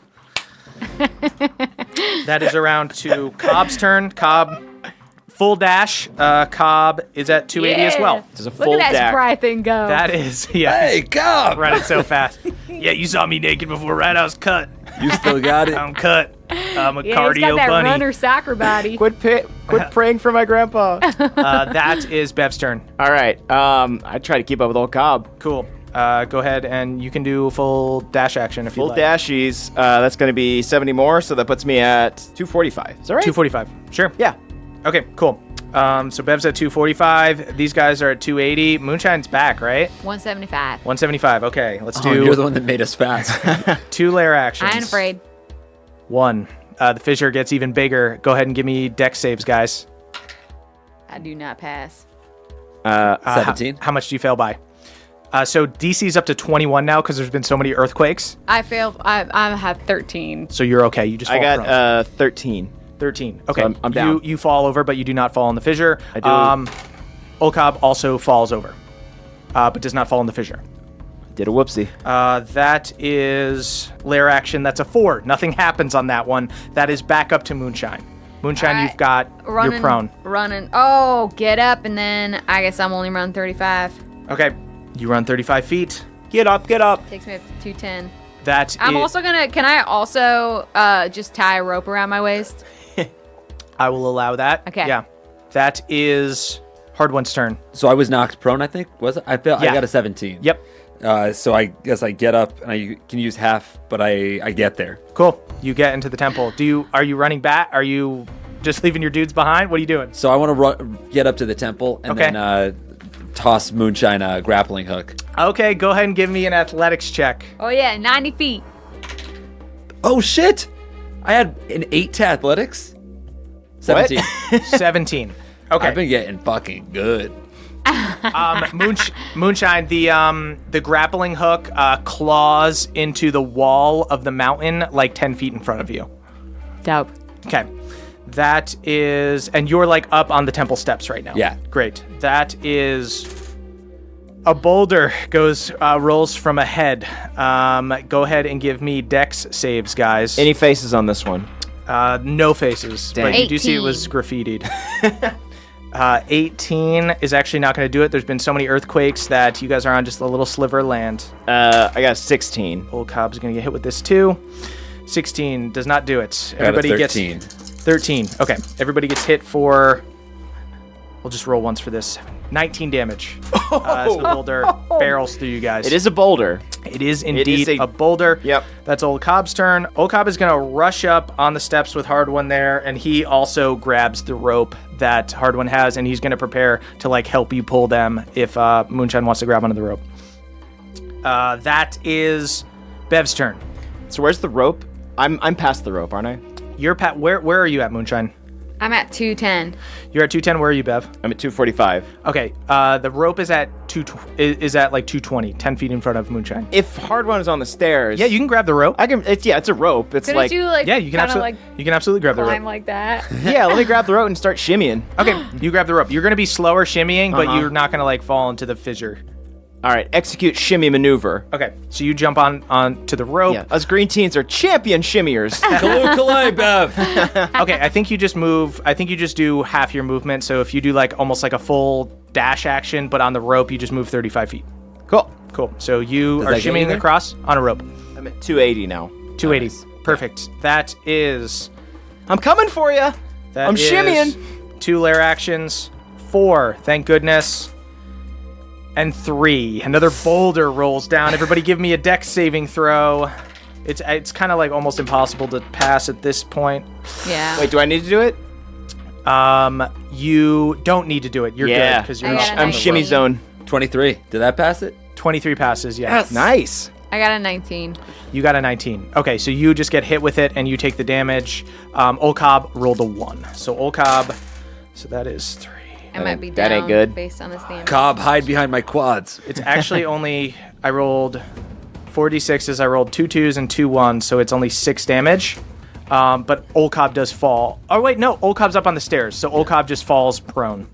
But Old Cobb does not fall in the fissure because he's past that. Thank goodness, because 1s are bad. Where's Okob at?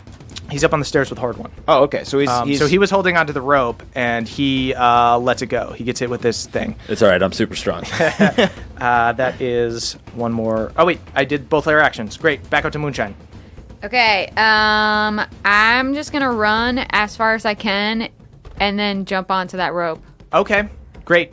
So does that mean that I run 70, or does that mean that I can only run 35? And then You can jump run onto the 70 and then jump onto the rope. rope? Yeah. So I'm running 70. So then I'm jumping on the rope at 280. 280. Okay, you Nice. guys They're both on the rope at 280. Oh yeah. You guys Yeah. are so dang close. Rope buddies. Okay, so I'm at 280 feet, so I'm with Bev, and I'm just gonna like, Bev, hold this, and I hand him the other side of the rope that I tied to myself.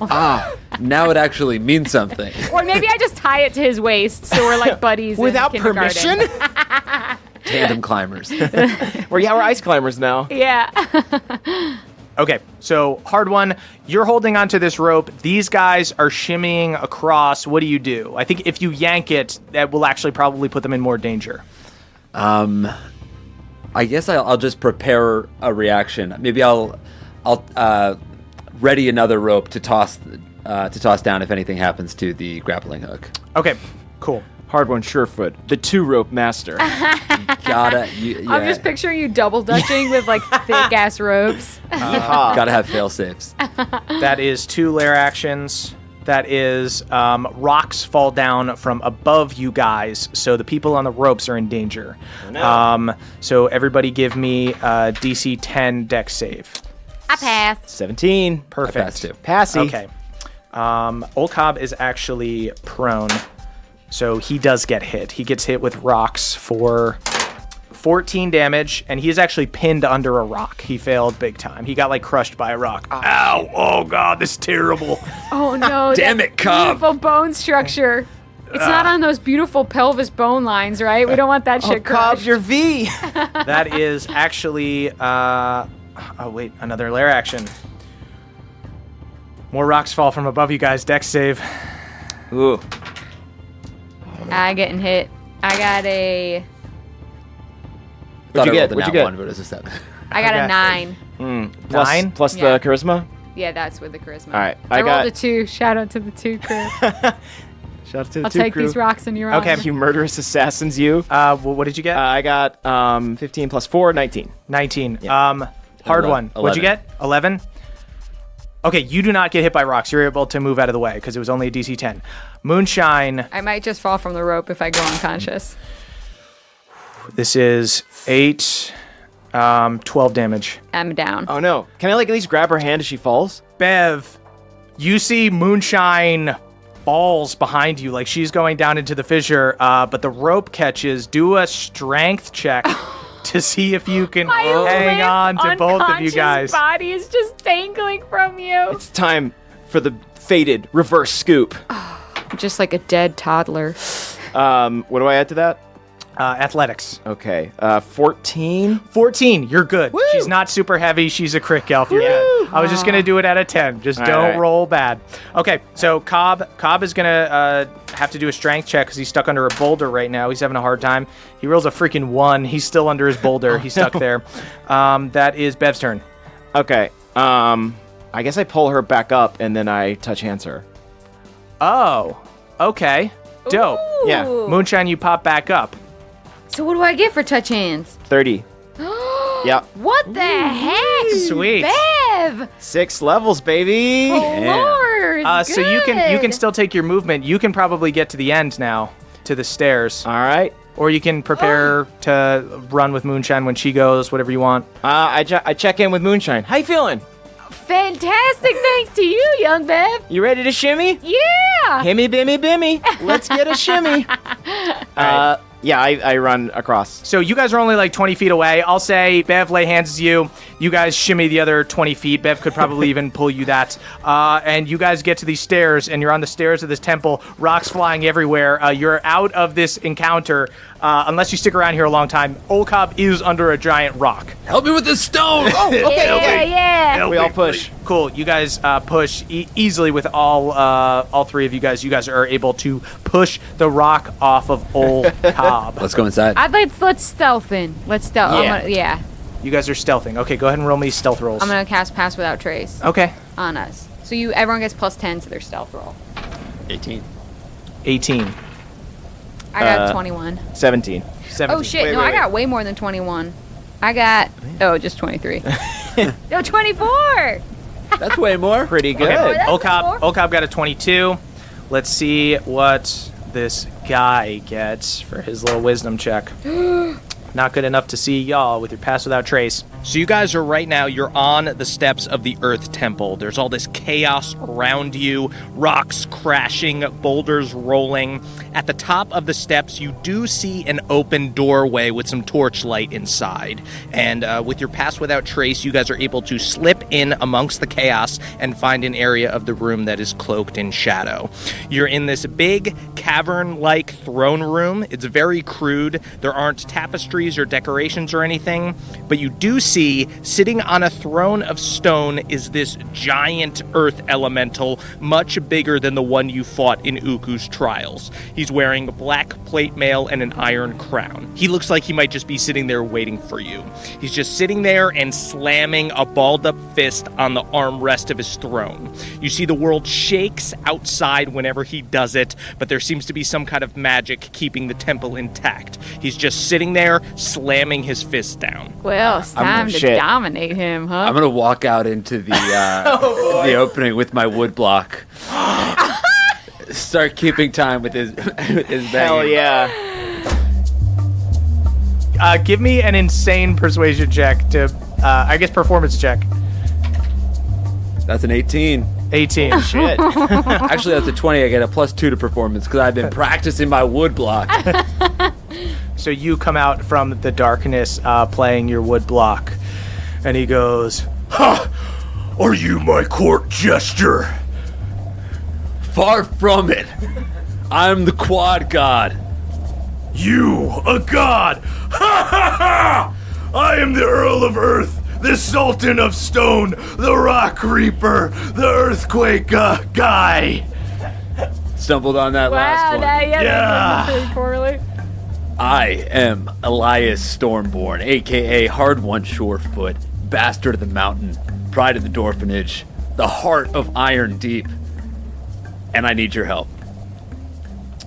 Ooh. and that's where we'll end our session. Champion of the wood block. Champion of the wood block. Yo, Hard I was one. gonna like come in there and like if you were like trying to be like I'm a storm god, I was gonna like fake some like lightning. Oh, that and would've been pretend like you cool. did it, but I actually like your strategy. We should have circled up, but I just felt like the wood block was calling me. I like that. I like that. sweet. Hard I one like keeps the time. idea. Hard one keeps time. Hard one got that rhythm. Yeah, wow. That rock thing was harder than I thought it was going to be. It's at 300 feet, man. 300? It should have been 200 feet, maybe. I was like, oh my god, this is just the trial to get to the bad guy, and there's like 3 more of these, and I've already gone Yeah, unconscious. But I think that, well, I guess we'll see, but it feels like this next part of the mission is all diplomacy. Here's hoping. I'm interested. I mean, I'm it's interested. like, it seems like a full-on family double dare. We've done obstacle courses. We might have to have some questions. I'm going to have to stick my hand in a nose booger. Oh, I can't wait. Find the flag. Find that flag. Cool, guys. So we'll talk more about this episode over at the Patreon, patreon.com/nadpod. That's NADDPOD. Don't sing yet. I want to sing, though. We're going to have our after show. Check out me and Emily's book, Hey You Up, How to Turn Your Booty Call into Your Emergency Contact. You can get it on Amazon or on Audible. And guys, tickets might still be available for our show in Seattle. Please check that out. Go to headgum.com/live and see the Band of Boobs live in Seattle. Hell yeah. Caldwell, where can people watch Big City Greens? Oh, man, you can check it out on the Disney Channel or the Disney Now app or iTunes or Amazon, wherever you find your shows and content. Of course, listen to If I Were You with Jake and Amir. And follow us on Twitter, guys. At CHMurph is me. At Jake Hurwitz is Jake. At EAxford is Emily. At Caldy is Caldwell. And be sure to tweet about the show using hashtag NADPOD. That's NADDPOD. We are the youth of the nation. We are.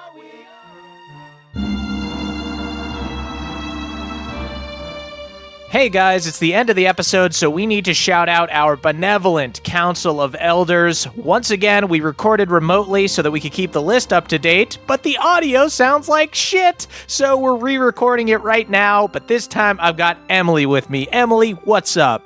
Just sharing a mic with my husband. 2 lovers, 1 mic. Let's do this. Matthew M., the Bullywug Prince, has a set of pearly whites so bright they make Bev produce a big stain. Ooh, bad boy. And next up, we've got Joe and the lover of Lucy, who is the only person in Bohemia hotter than Shay. Am I talking about Joanne or am I talking about Lucy? Surprise, I'm talking about both. Oh, yeah. Brad D., the only Pebblepot that isn't Craven. Also, he's a better attorney than Duncan Pebblepot. The bar is low. And Joe Loma 72, aka Steelbreaker, hard-won spotter who inspires him to dig deeper than he ever did in the mountains of Iron Deep when it's time to rip squats. Andrew A., a.k.a. Feldspar Liegarden, the half-elf. It's unknown what the other half is, but it might be a god. It probably isn't, but it might be a god. It might be. And next up, Taylor Pawpaw the Sixth, a legendary bard to whom no item isn't an instrument. In fact, he made up a song using Galad's severed head as a lute. You can get a disease doing that. Dylan B., a super weak wizard who wields 12 swords and often drops many of them as he swings. He does not have a lot of toes left. Ouch. Simon W., the bootleg of Hardwon, soft loss. He's got tiny calves and no quads and a thin little mustache and a super squeaky voice, but he does have those loving, doting parents. He does have a great home life. Danny P., Bahumia's resident artist, painted Hardwon's senior portrait at the Dwarfenage, and yes, Hardwon had iron braces. Tom P., father of the realm, serenader of sleeping babies. Hardwon sometimes wishes Tom was his dad, and honestly, so does Moonshine. Spencer Caskbrew, patron elder of libations, ale maker to gods and heroes of Bahumia alike, gave Mishka the best deals on her kegs. Next up, Pedro E., bard of the mountains, whose epic tunes always got Hardwon amped as he toiled, mining the mountain with a bunch of other child laborers. Griffin S.D., a.k.a. The Stranger, the Silver Dragonborn Eldritch Knight and owner of the Badger's Pint Inn and Tavern, once let Uncle Red sleep in a dumpster when he didn't have enough gold for a room. That was nice of him. Oh, wow. And of course, we've got Danielle, the dastardly dame, goldsmith of the realm, and accredited dentist who forged Garesh's golden tooth. Hugh C., a.k.a. Haldor Frostback, MVP of the Giant Wars, crewed on the SS Stormborn and fought alongside Elias and Red, a barbarian warrior from the frigid north, was also a scoutmaster at Bev's Green Teen summer camp, but had to quit because his thick barbarian skin couldn't handle the beach. Salt on that thick skin. Okay, next up, the fan favorite, Manny, the mundane accidental deity who got in the way of a lich's spell to reach divinity. One worshipper claims that Manny magically delivered money after he prayed to him, but it was just enough quarters to do laundry that day. Daniel Yu, a.k.a. Multifor, owner of a sweet, sentient boat that sounds like Gilbert Gottfried. There used to be a tube where people could go tubing, but he lost it. To be fair, he was going really fast, and that's pretty cool. Gotta get that tube back. Next up, Jordan DJ, legendary DJ of the realm. One time accidentally forgot his equipment and showed up with only the train box set, but still managed to keep the party going despite playing Drops of Jupiter 6 times. Hey, I'm not complaining. Jeffrey S., Lord of the Fjord, Sworn to the Sword, and Born of the Storm. Almost as many nicknames as Hardwon Surefoot. Oh, I love that Lord of the Fjord. Xavier C., a terrifying mer creature who sings songs not to cause shipwrecks but to entertain passing sailors. The sailors are still scared of him, though. Rightly so. Cutter W., a high elf dandy turned Crick Stumpatect, who is allegedly Moonshine's dad. And of course, Dylan HEH is hyped up on HGH, a big buff baddie who has twice the appetite for arcane as Hardwon. Lex S., owner of the Lex Express, a train that can straight up drive you out of Bahumia into a world without conflict. Speaking of trains, let's keep chugging along. Really good, really good. With John S., a.k.a. Schubert the Mushroom, responsible for the headiest trip of Old Cobb's life. The best sex Old Cobb and Maribel ever had was rolling on some quality Schubert. James B. invented the brutal martial art Crick Maga and travels Bahumia teaching people the art and discipline of poking people's eyes out with hospitality. Brutally sweet. Ryan M., investigative journalist in Galateron, who exposed the fact that the Boy King acted much more like a boy than a king. Important stuff. Hard hitting. Elena C. has a flower crown that transports them to and from the Fae at will. They weekend in the Fae Wild. And who could forget Andrew M., beloved peeper farmer down at the Crick, essentially runs a bullywog orphanage for the peepers that have been orphaned since the fog took hold out west. Very kind. Beardman Dan, the only person in Bahumia who can actually pull off a goatee. That's including goatmen, who have goatees by default. That's a nightmare image, a goat man with a goatee. Scott D, Iron Deep's most sought-after calf model, actually inspired a young Hardwan's own quest for meaty calves with an ad they did for shin guards. Aaron C, the silent fifth elemental in the elemental chaos, heart. Aaron C is in all of us if we dig deep enough. Hermes W, the Bat King. All bats hear each and every whisper from Hermes W's mouth and can't disobey their commands. However, Hermes cares deeply about the bat constituency and is holding a referendum on whether or not to turn the bat monarchy into a bat representational democracy. Sounds complicated. T. Alex, currently squatting at Beverly's family's summer house in Hillhome. Mrs. Togold is in for a surprise and will probably have to chase T. Alex out with a broom again. Not the broom! That's T. Alex. Okay, Harley S., celebrity member of the old folks circle down at the Crick who gave Joe the praying mantis his name. Parker E. has such strong physical and emotional constitution, they put on the cursed mithril dragon armor and all it did was make them feel a little itchy. And of course, Kyle McHugh, owner and proprietor of Bohemia's own fast food franchise, McQuonald's. That's canon now. You're going to have to write that in. We're going to stop at McQuonald's on the road. I already in there. RJW, benevolent and well-loved ruler of Nalamos, a small Bohemian town where everything is totally fine. The boobs will never go there. Adam R., a minor god of the ocean, rides a giant sea turtle and helps sailors find safe passage through storms. Always shows up when you're one short for beach volleyball. That's good. Brent B. taught Alanis magic. Not wizard magic, though. Stage magic. Not helpful for fighting the devil. Okay, Cassandra MHP, a knight who fights exclusively through the use of amulets. They never leave anywhere without at least 20 magical amulets dangling from their neck. They are extremely powerful, but very bad at stealth checks. Matt C., a.k.a. Matty Big Crits, the legendary hero of the Galateron Civil War. After saving all the refugees, they retrofitted their airship and launched a delivery service called Amazon Prime. All right, next up, Ricky, Tricky Ricky of the Cricky, an extreme sports elf who loves doing sticky icky bong rips and the slickest, sickest kick flips. Sick. Andrew R., Elias Stormborn's rival and the world's most famous Earth pirate, which is the opposite of a sky pirate. They ride in huge drill cars and do cave-related crimes. Oh, I miss our drill car. Okay, Cannibalistic Cthulhu, a cosmic monstrosity that hungers for the blood of other gods. Also enjoys making their own candles.